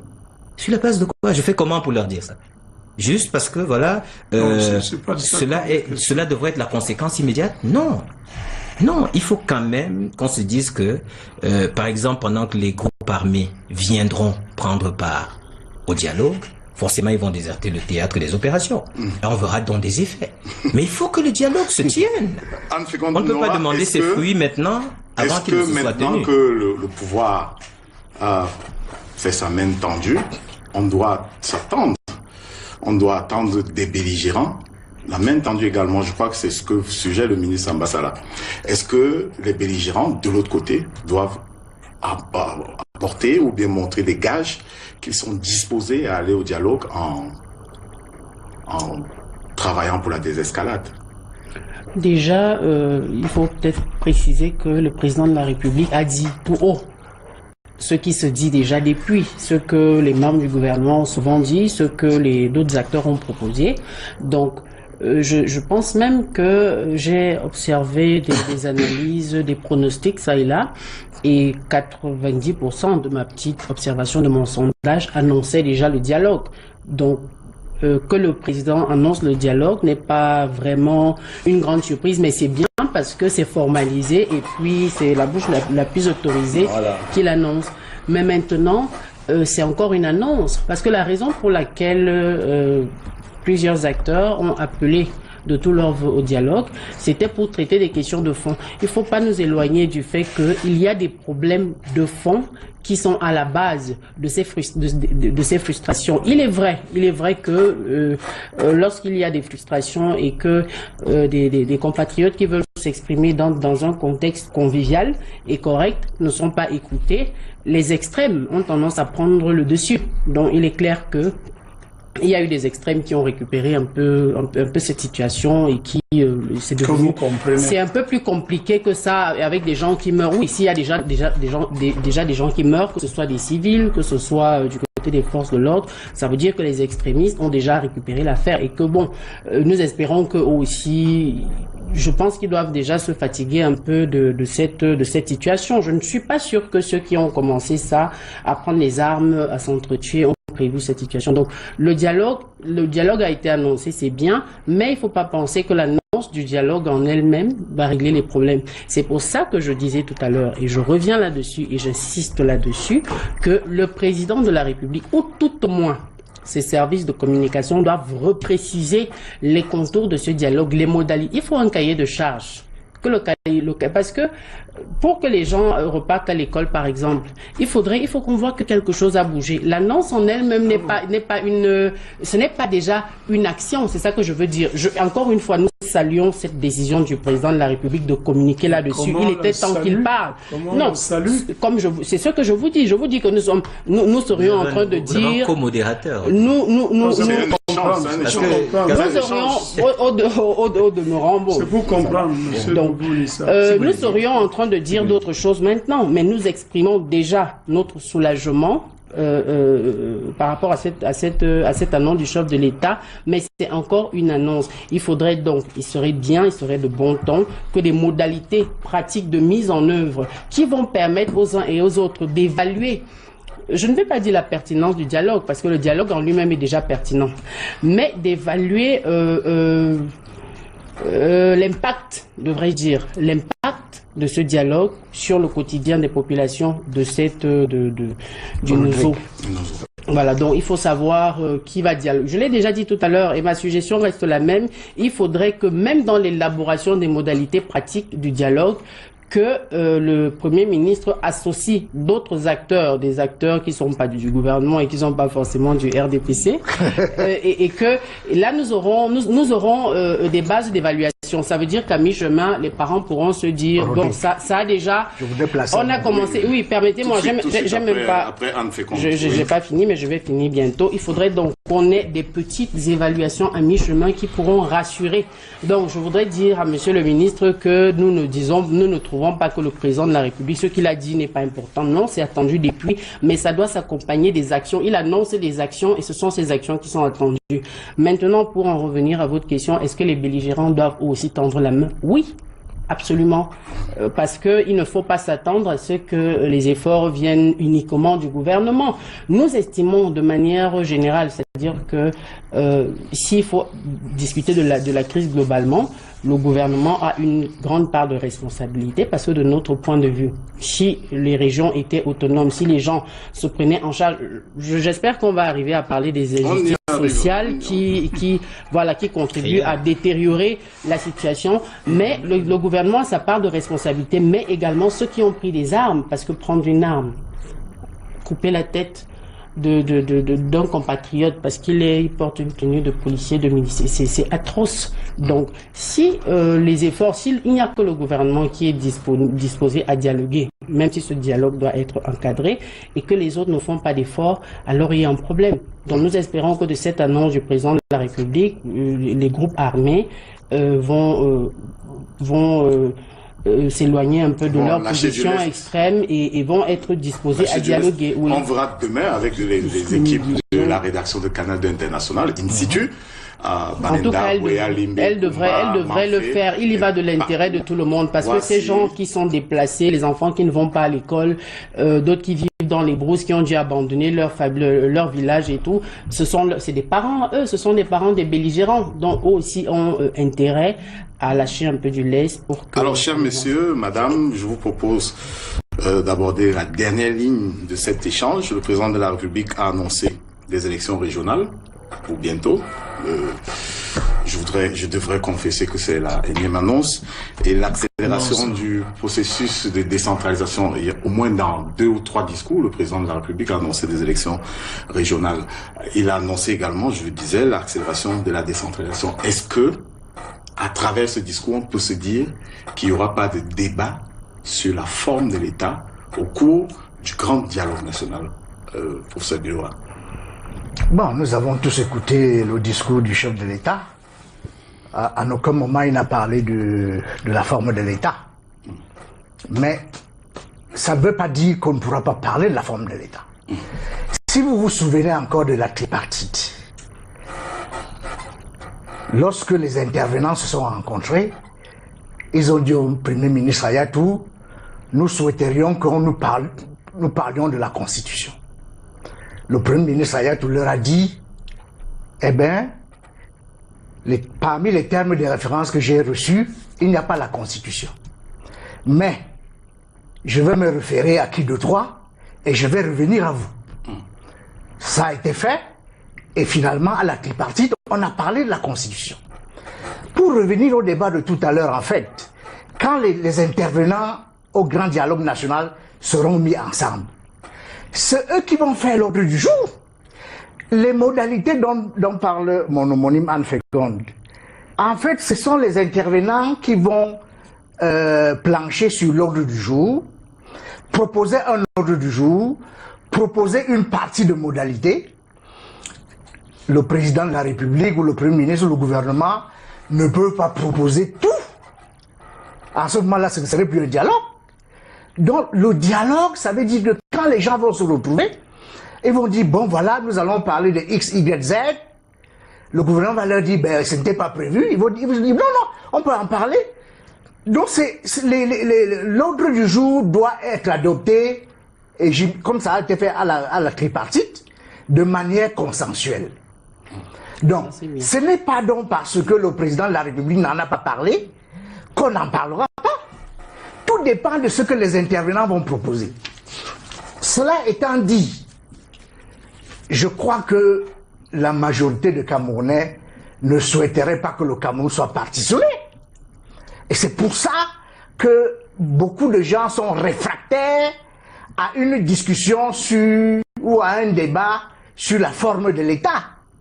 Parce qu'on pourrait ouvrir une boîte de Pandore en mettant sur la table la forme de l'État. Donc je dis que n'organisons pas le grand débat national avant qu'il soit effectivement organisé. Attendons que les intervenants se réunissent et qu'ils s'accordent de manière sur l'ordre du jour. Maintenant, la décentralisation. Tout le monde est d'accord sur le fait que depuis janvier 1996, la décentralisation a pris du retard. Elle a pris énormément de retard.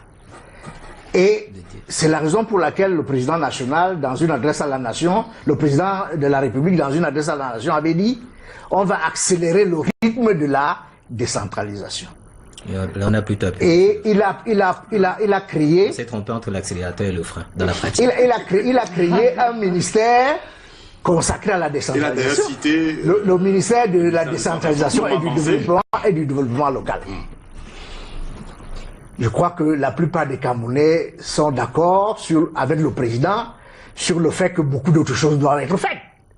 Par exemple, le pourcentage des ressources qui sont reversées aux collectivités territoriales décentralisées est largement en dessous de ce qu'on voit dans les pays de même niveau de développement.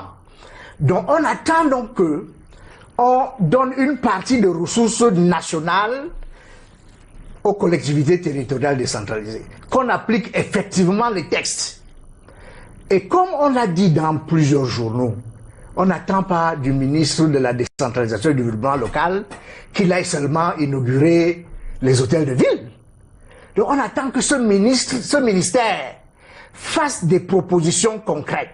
Donc quand le président de la République dit qu'on va développer, qu'on va accélérer la décentralisation, ce n'est pas lui, le président de la République, qui va accélérer la décentralisation, c'est la structure en charge de la décentralisation qui doit se mettre en marche pour que la décentralisation soit accélérée. C'est cette structure qui élabore le budget de l'État. Ce que je dis là, c'est pas moi qui le dis. Pour ce bureau-là. Il y a une association, une association des maires qui l'a dit dernièrement dans un communiqué. Pour ce bureau-là, je voudrais savoir, est-ce que il revient au ministère de la décentralisation d'élaborer le budget de l'État et d'accorder les enveloppes, les repartir. Mais nous avons un ministre ici, donc il sait comment. Que j'adresse la question. Bon, d'accord, vous dites comment les budgets sont adoptés. Chaque ministère propose un budget. Et ce budget est discuté d'abord dans une conférence au ministère des Finances. Tout à fait. Avant qu'il soit envoyé à l'Assemblée nationale. Tout à fait. Donc dans cette discussion avec le ministère des Finances et le ministère de l'Économie, il y a des arbitrages qui sont d'abord faits par les ministères eux-mêmes. Et avant une circulaire du président de la République? Non, avant. La circulaire vient... Non, la circulaire vient après. Non, mais on va pas débattre. Mais je pense que... Mais je doute bien, vous voyez bien que je veux douter de la capacité du ministre de la décentralisation d'affecter des budgets conséquents aux collectivités locales. Pourquoi vous doutez? Pourquoi vous doutez? Parce que lui, il est ministre, pourquoi? Je suis un peu étonné parce que là, je vous entends parler. Moi, j'ai été maire. Je n'ai pas souffert de tout ce que vous décrivez. Monsieur le ministre, excusez-moi. Cas spécial. Non, vous allez souffrir quand même de m'écouter. Maire de la commune d'Ayos. J'ai été maire et j'ai estimé que il est vrai qu'il y a des améliorations, des avancées qu'il faut introduire dans le processus de décentralisation, mais l'autorité administrative ne m'a pas constitué un écueil. Parce qu'il faut que dans cette affaire de décentralisation, qu'on sache que l'autorité qui conduit la destinée d'une collectivité locale doit être vraiment outillée pour savoir ce qu'elle veut. les pouvoirs de l'autorité administrative sont encadrés. Ce sont des pouvoirs de tutelle. Il n'y a pas de tutelle sans texte ni au-delà des textes. Et le maire doit savoir le dire à l'autorité administrative qui assure la tutelle. Et il y a des tribunaux administratifs qui sont là pour modérer les deux. Il faut que les gens sachent que c'est comme ça. Si nous parlons des moyens, c'est recevable.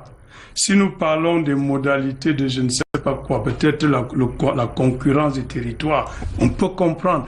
Donc il y a des ajustements qu'il faut faire dans ce processus qui ne vont pas décréter que la décentralisation est finie. Je vais vous donner mon expérience. C'est moi, le ministre des Travaux publics, qui décide de ce que j'envoie effectuer à la périphérie. C'est moi, le ministre des Finances, qui estime que, comme j'ai 4 catégories de routes communales, départementales, régionales et nationales, je transfère l'entretien des routes communales aux communes et les ressources qui vont avec.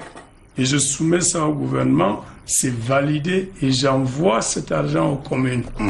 Parce que j'estime que la périphérie assure un meilleur entretien de la route communale. Donc c'est une modalité de gestion de la vie publique et du développement local. Il faut que Madame Bilois, vous allez réagir, mais il faut que vous suiviez bien ce que je vous dis. Rapport avec moi. Donc, j'ai fait ça. Le président de la République m'en a pas voulu. Les maires sont aujourd'hui en train d'admettre que c'est peut-être dans cette voie-là qu'il faut aller. C'est-à-dire que le ministre de l'eau doit décider, c'était dans les matières à transférer, les points d'eau et les forages, c'est à transférer aux communes. Il faut les envoyer ça. On n'a pas besoin d'une Assemblée nationale pour le faire. Donc c'est une décision qui est, on va dire quoi, d'essence ministérielle. Il faut peut-être expliquer ça au chef du gouvernement, ainsi de suite, et puis l'affaire se réalise. Donc pour ma part, on a la régionalisation à mettre en place, on a l'autonomie financière et de gestion des mairies à sauvegarder par des ajustements dans des parties des tests que vous pouvez bien identifier. Donc on ne va pas faire comme si rien n'est fait. Il faut qu'on sache qu'il y a quelque chose en place qu'il faut savoir corriger. Et quand vous serez donc dans cette instance de dialogue, il faudra bien identifier qu'est-ce qu'il faut introduire pour que la décentralisation produise son effet. J'ai parlé, il y a quelque chose de fondamental que j'appelle la concurrence des territoires. Il y a quelque chose de fondamental que j'appelle l'harmonie ou bien on va dire quoi, la cohérence des territoires. L'État est chargé de faire ça. Est-ce qu'on doit continuer à avoir en concurrence 2 territoires dans une collectivité locale? Je dis le sous-préfet, le maire, qui ont tous le territoire de la commune. C'est la question qu'il faut savoir aller poser là-bas et peut-être que ça peut apporter une avancée. Les collectivités locales, les communautés urbaines, c'est ce genre de choses-là qu'il faut régler. Mais dans son cadre, l'orientation générale à la décentralisation souffre de quoi? Le texte peut être imparfait, mais les acteurs doivent bien internaliser cette affaire et vivre ça sur le terrain. Donc moi, parce que je l'ai vécu, je n'ai pas eu l'impression que les autorités administratives m'empêchaient de faire quoi que ce soit. Anne Fécondoa. Oui, déjà, je dois dire que c'est la toute première fois que je rencontre un maire qui dit qu'il n'a pas eu de difficulté avec l'autorité administrative. Monsieur le maire, vraiment, dans le cadre même de mes activités professionnelles, il m'arrive d'être en contact avec les maires, y compris les maires de votre parti politique. Et là, c'est miraculeux ce que vous me dites parce qu'ils posent tous les mêmes problèmes, les difficultés de se déployer liées à cette façon, à la rétention du pouvoir ou alors à cette confusion. Là, au moment où je vous parle, il y a des maires qui, il y a 2 mois encore, n'avaient pas de budget. Bref, je vais aller à l'essentiel. Je voulais vous dire que... Il y a des maires, on a entendu les cris des maires. Il y a 2-3 mois. Ce n'est peut-être pas... Effectivement, sans encombrer les colonnes des journaux, qui se plaignaient de quoi? Du salaire. Non, le salaire, on peut comprendre. Oui. qui se plaignaient Et pour le salaire, on peut comprendre, monsieur le ministre. Oui. Donc, les maires travaillent, ils n'ont pas de salaire et vous trouvez que c'est compréhensible? Non, je dis ça, c'est un problème. Je ne voudrais pas m'attarder là-dessus Je parle des salaires des maires, mais les salaires du personnel, des mairies. La mairie qui paie ses personnels. Oui, parce que estimait qu'il n'y a pas de fonds. Et les fonds doivent venir d'où? Les ressources qui payent le personnel communal, quelles sont ces ressources? C'est la fiscalité locale et puis la dotation générale. La dotation arrive à quelle période de l'année, monsieur le maire? C'est ça le problème. Vous savez qu'aujourd'hui, vous avez des maires qui sont obligés de laisser 10, 20, 30% de leur budget pour bénéficier de cette dotation. Vous voulez qu'on se lance dans ce sujet? Ça, je préfère pas. Donc, là où je voulais en venir. Là où je voudrais en venir, je voulais dire que vous êtes le seul maire que je connaisse, même de votre parti, qui disent qu'il n'a pas eu ce genre de, il n'a pas eu de problème avec les autorités administratives, notamment le sous-préfet. D'ailleurs, vous avez évoqué ça tout à l'heure, dont je tiens à saluer ce caractère exceptionnel de votre passage à la mairie. Je pense que la mairie d'ailleurs se porte bien. En tout cas, bon, ça c'est la position du maire. Encore faudrait-il avoir celle des populations. En revanche, le ministre a dit quelque chose qui, à mon sens, est très grave. Que c'est le ministre qui décide d'allouer je vais appeler ça budget. C'est ça, ça fait partie des problèmes du Cameroun. Que les gens... La matière. Non, monsieur le ministre, que ce soit la matière ou le budget ou la ressource, vous désignez ça comme vous voulez, mais ça fait partie des problèmes du Cameroun quand chacun peut légiférer à son niveau et prendre des décisions pour lesquelles il ne rend compte à personne. La décentralisation est encadrée par des textes. C'est pour ça qu'il faut compléter les textes sur la décentralisation. Je comprends mieux pourquoi le texte d'orientation peut se permettre de dire que si le conseil régional se réunit à un moment autre que les moments prévus par la loi, c'est-à-dire que le conseil régional n'a pas le droit de se réunir de manière exceptionnelle, s'il ose se réunir, le représentant de l'État en l'espèce de sous-préfet ou le préfet ou le gouverneur peut décider d'arrêter la réunion. Et je comprends, c'est parce que dans cette façon, dans la gouvernance qui est celle de notre pays aujourd'hui, les ministres peuvent se substituer. Vous faisiez peut-être bien votre travail, mais c'est un problème parce que ça doit être encadré. C'est la loi qui doit définir ces choses. Si ce sont les ministres qui décident de ça, il peut avoir nous sommes des humains, il peut avoir... Non, vous ne pouvez... Si vous appliquez la loi, vous ne décidez pas, monsieur le ministre. Vous vous en tenez à ce cas là. Je comprends pourquoi le texte sur la décentralisation dit que il faut soumettre à l'approbation du représentant de l'État les décisions prises par le maire et par le conseil régional. Ça veut dire qu'en fait, il n'y aura pas de décentralisation en l'état actuel des textes. Il faut compléter les textes sur la décentralisation. Je reviens avec cette question en fécondant et je vous l'adresse. Est-ce que le fait que, est-ce que le fait que le président annonce des élections régionales indique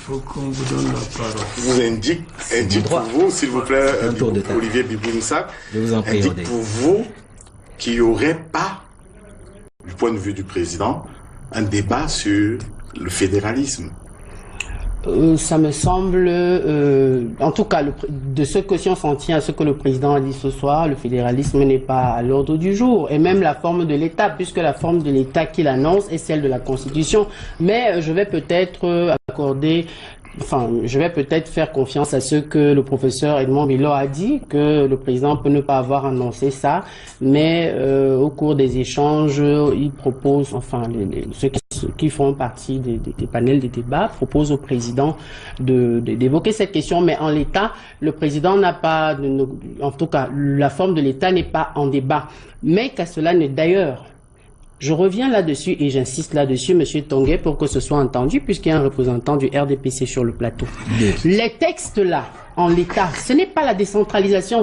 Nous restons pas dans la centralisation. Je parlerai même de concentration, parce que si la décentralisation consiste à permettre aux populations de se prendre en charge elles-mêmes, de choisir d'ailleurs ceux qui prendront des décisions, ceux qui les représentent, ceux qui prennent les décisions pour elles, en l'espèce les maires et les exécutifs régionaux, mais On n'est pas dans la décentralisation. Comment vous imaginez, monsieur le ministre, que le texte dise, parce que si c'est ce texte-là, si c'est l'accélération de ce texte dont on parle, on n'est pas encore en train de parler de la décentralisation.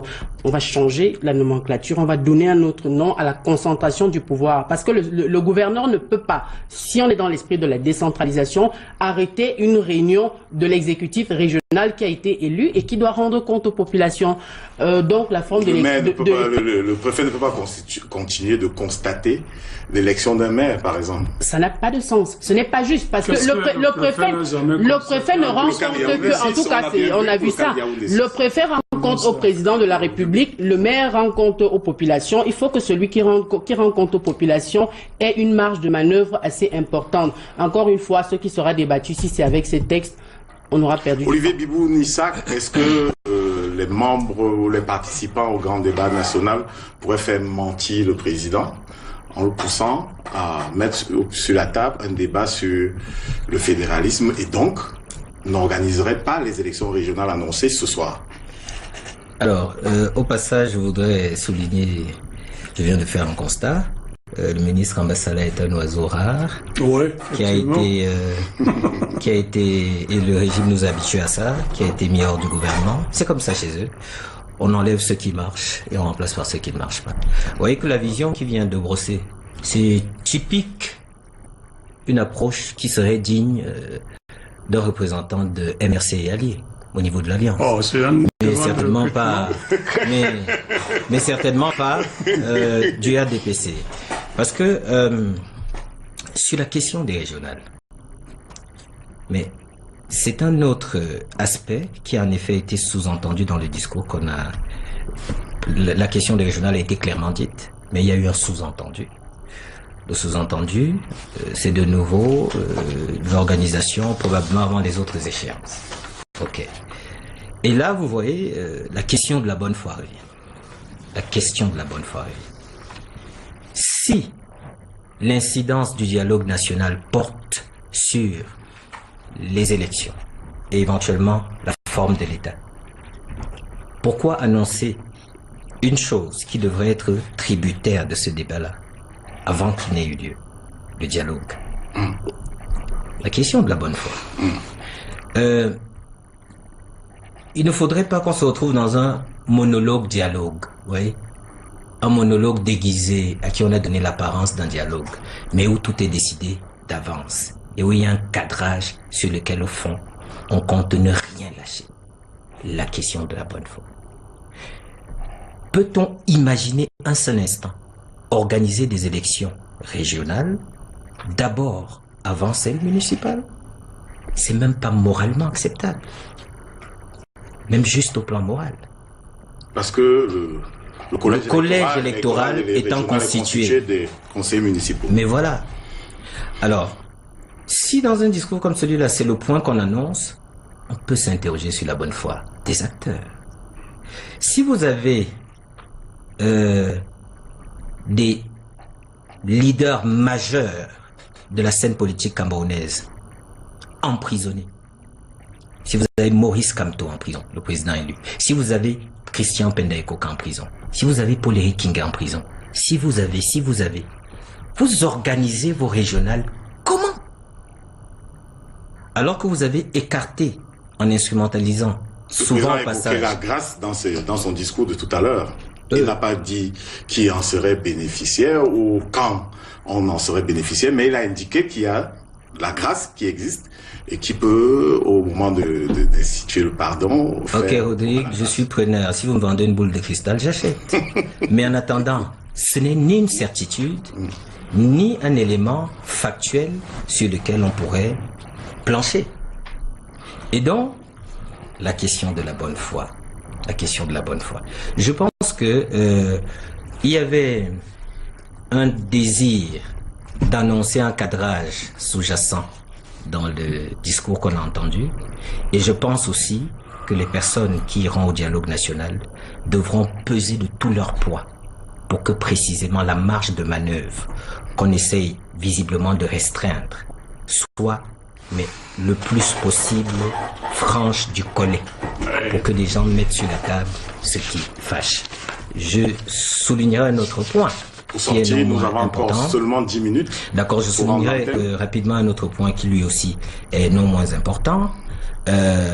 L'élection, la dernière élection présidentielle truquée a encore donné l'occasion de voir tous les points de réforme indispensables auxquels nous sommes confrontés, au moins sur le système électoral. Et vous savez que même la répartition des sièges, quand il s'agit du Parlement, et même le statut de certaines communes pose problème. Et vous savez que... Arrête de calquer sur le recensement général des populations. Or, ces questions sont en droite ligne avec la question ou du fédéralisme, ou de la décentralisation, ou d'un système mixte qui intégrerait les deux pour que, par exemple, dans le NOSO, ce soit l'une des modalités qui soit privilégiée et que pour le reste du pays, ce soit l'autre modalité qui demeure. Ça fera l'objet de tout ce débat. La paix n'a pas de prix. Mais ça va de soi, je suis d'accord. Non, je veux dire que si c'est cette proposition qui... Mais bien sûr. Il ne faut pas penser que les gens qui seront au grand débat national sont des bénis. Pour sortir, je voudrais vous inviter sur ce terrain, le président de la République a pensé l'étranger. Plusieurs fois, il a indiqué que les mouvements radicaux inspirés de l'étranger travaillent à la partition du pays. Il a également indiqué que les groupes armés sont financés parfois de l'étranger et que ces anciens Camerounais, entre guillemets, puisque le président dit qu'ils ont perdu la nationalité camerounaise en acquérant quelque chose d'objectif. En acquérant une nouvelle... Ils ont pris d'autres nationalités. Voilà. Est-ce que... Apparemment, la double nationalité, ça vaut pour certains et pas pour d'autres. Non, ça n'existe pas. Est-ce que ça veut dire que le président de la République va exclure l'étranger Donc ceux qui votent dans des consulats étrangers à l'occasion des suffrages. Bon, non, mais c'est pour ce loi que nous écoutons. Soyons sérieux. Grand débat national, grand dialogue national.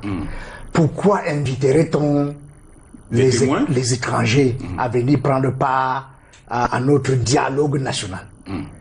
Donc nous ne sommes pas capables de dialoguer entre nous? Donc, disons les choses simplement. Est-ce que quelqu'un qui s'appelle Jean Orona, devenu américain ou français, ne serait pas bienvenu au dialogue national parce qu'il n'est pas camerounais? Mais il n'a plus la nationalité camerounaise. S'il est devenu américain, il a de facto perdu la nationalité camerounaise parce que nos lois et règlements ne reconnaissent pas la double nationalité. Bon, mais en réalité... tous ces gens qui étaient des Camerounais qui ont pris d'autres nationalités, ils continuent à venir au Cameroun, ils continuent à vivre au Cameroun, ils continuent à venir en aide à leur famille sans problème. Le problème, c'est que si vous avez, vous avez pris une autre nationalité et vous décidez de financer les groupes armés qui ont pris les armes contre la République, en ce moment-là, c'est un problème. C'est-à-dire que vous êtes hors la loi, au même titre que un citoyen du monde lambda qui financerait aussi les groupes armés au Cameroun.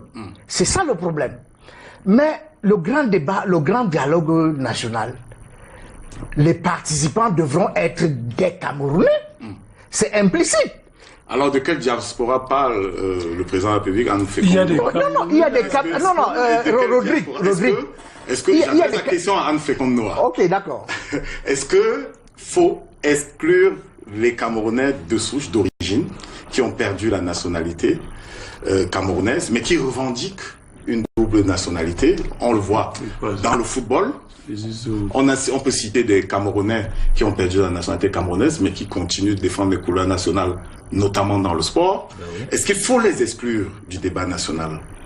Ce qui nous ramène d'ailleurs à nous interroger sur la pertinence de cette loi qui, en 2019, continue d'estimer que si on a acquis une autre nationalité, parfois pour des questions administratives, pour des questions tout simplement pratiques, on ne peut plus être camerounais et qu'on ne peut plus participer à la vie de la nation, sauf que effectivement, le professeur l'a dit, ces personnes qui sont considérées comme n'étant plus camerounaises continuent de prendre soin de leur famille camerounaise ici. Donc c'est de notre point de vue, ça fait partie des verrous législatifs qu'il faudra lever très rapidement parce que ça bloque le développement. On a des compatriotes qui ne peuvent pas se déployer à hauteur de leur potentiel dans leur pays parce que il y a ce type de blocage. Mais encore, peut-être faudrait-il rappeler que cette question de cette censure semble s'appliquer à une catégorie de la société et pas une autre, parce que je ne vais pas le dire en détail ici sur ce plateau, mais nous avons quand même des responsables dans notre gouvernement qui ont une double voire triple nationalité. Nous en on les a vu voter ensemble. Oui, monsieur le ministre, ça existe. On va vous expliquer ce que c'est. Pourquoi certains peuvent jouir de la double nationalité et pas d'autres? La problématique de la double nationalité semble s'opposer lorsqu'il s'agit de personnes qui contestent la gouvernance et tout. Donc, de mon point de vue, ces personnes n'ont pas à être exclues. En revanche, je suis aussi d'avis que être à l'étranger et financer les groupes armés, même si on a conservé la nationalité camerounaise, là n'est pas la question. Je ne voudrais pas qu'on en discute en termes de nationalité parce que ce n'est pas pertinent, c'est rétrograde. C'est le président qui a mis la question de la nationalité sur la table. Oui, je pense que le président de la République pourrait revoir cette question. En 2019, c'est un peu rétrograde. Mais en revanche, je ne peux pas être de l'avis de ceux qui se trouvent à l'étranger et qui financeraient des groupes armés au pays. Si on les a clairement identifiés, d'une manière ou d'une autre, ils contribuent à jeter de l'huile au feu, puisque nous voulons résoudre le problème. Donc, si de telles personnes sont clairement identifiées, à mon humble avis, à moins qu'elles changent de discours ou qu'elles réorientent ce qu'elles considèrent comme leur combat, ce ne serait pas productif de les faire... ça, c'est ma position, parce que et je reprécise, à moins qu'elles réorientent leur démarche, qu'elles participent au débat, ça ne me semble pas pertinent. Alors, Patrice Ambassa, est-ce que le président de la République épingle ses amis lorsqu'il indique dans son discours qu'ils financent impunément les groupes armés au Cameroun? Est-ce qu'il finance impunément? Est-ce qu'il stigmatise ses amis ou bien il tente ses amis, c'est ça? Tenser, j'ai bien dit tenser. Oui, mais quelle est l'amitié qu'il y a lorsque vous hébergez quelqu'un qui finance le terrorisme dans votre pays? Vous pouvez appeler ça amitié? Il faut en parler. Quand vous êtes amis, vous parlez de ce genre de choses. Et on se pose la question, si on est amis, comment se fait-il que vous ayez quelqu'un chez vous qui achète les munitions et les fusils à des gens qui font la sédition chez moi? C'est tout à fait normal. Je voulais dire qu'un pays, c'est quoi? C'est un territoire, c'est un peu, monsieur Bibou, vous faites souvent ces choses mieux que moi. Un peuple, un territoire et je sais pas. État, oui. Un État, c'est un peuple, un territoire, un chef. Alors, un peuple, c'est quoi? Un gouvernement. Ouais. Un peuple, c'est quoi? C'est des gens qui portent une nationalité. C'est de ça qu'il s'agit. Donc aujourd'hui, s'il faut régler les problèmes du Cameroun avec des gens qui ne portent plus sa nationalité, il y a quand même quelque chose qui ne va pas. Un État de droit, c'est garantir que l'État est sécurisé dans tous ses composants qui constituent un État. Donc, pour ma part, le président est resté, il est logique, il est cohérent. Maintenant, est-ce que des gens qui sont de souche camerounaise, leur activité qui puisse être la seule qu'on note, c'est jeter l'huile au feu. Parce que ces affaires, si vous êtes de souche camerounaise, vous devez être d'accord qu'il faut qu'on arrête le feu qu'il y a au Cameroun. Vous ne devez pas alimenter ce feu-là. Donc vous avez une nationalité qui vous permet de vous extraire des poursuites de votre pays et vous dites que vous êtes Camerounais quand vous envoyez l'argent pour que les écoles ne s'ouvrent pas. Il faut qu'on sache. Donc vous faites impunément quelque chose avec une nationalité et lorsqu'on va vous faire valoir que vous êtes originaire de Banganté, c'est un exemple au hasard, vous dites non, moi je suis américain. Et on expulse, on fait sortir un Américain ici et il faut qu'on continue à l'appeler que venez parler des choses. Je doute que ce soit au hasard cet exemple. Olivier Bibou-Nissak, on sortira par vous. Alors, est-ce que vous sentez le rejet de ces anciens Camerounais, entre guillemets, dans le discours présidentiel? D'abord, je n'ai pas l'esprit trop mal tourné pour ne voir dans les anciens Camerounais que des financiers du terrorisme. Je suis désolé, je pense que parmi les anciens Camerounais, comme on les a appelés, il y en a qui sont des citoyens parfaitement intégrés dans leur pays d'accueil, qui sont tout à fait pacifistes, qui sont tout autant préoccupés par le sort de leur pays d'origine que les nationaux qui s'y trouvent. Je pense que ce dialogue devrait régler aussi ce point sur la valeur qu'on accorde à leur contribution. Puisque si j'ai entendu dans le discours tout à l'heure les pays amis invités également à jouer leur partition, ce ne sont pas les Camerounais devenus ressortissants des pays amis à qui on fermera la porte. Ce ne serait pas très cohérent. Et puis de toutes les façons, si on est de bonne foi, le souci, c'est les meilleures idées possibles pour que le pays se porte mieux. Et donc, si quelqu'un a de bonnes idées et on lui claque la porte au nez juste parce qu'il a perdu sa nationalité, c'est un peu incohérent. Merci Olivier Bibou-Nissa, merci Anne Fécond-Noah, merci Patrice Abassala, merci pour ce Biloa. Merci chers téléspectateurs de nous avoir regardé et écouté pendant 2 heures d'horloge après ce discours présidentiel, le débrief. Ça se poursuivra certainement sur nos différentes antennes, Canal 2 International, Canal 2 English, Suite FM, Radio Vision, dans nos journaux, mais nos magazines d'information également. Je pense notamment à Canal Presse qui s'étendra dimanche prochain sur le discours présidentiel de ce jour. Retrouvons-nous très bientôt pour d'autres occurrences. Bonsoir.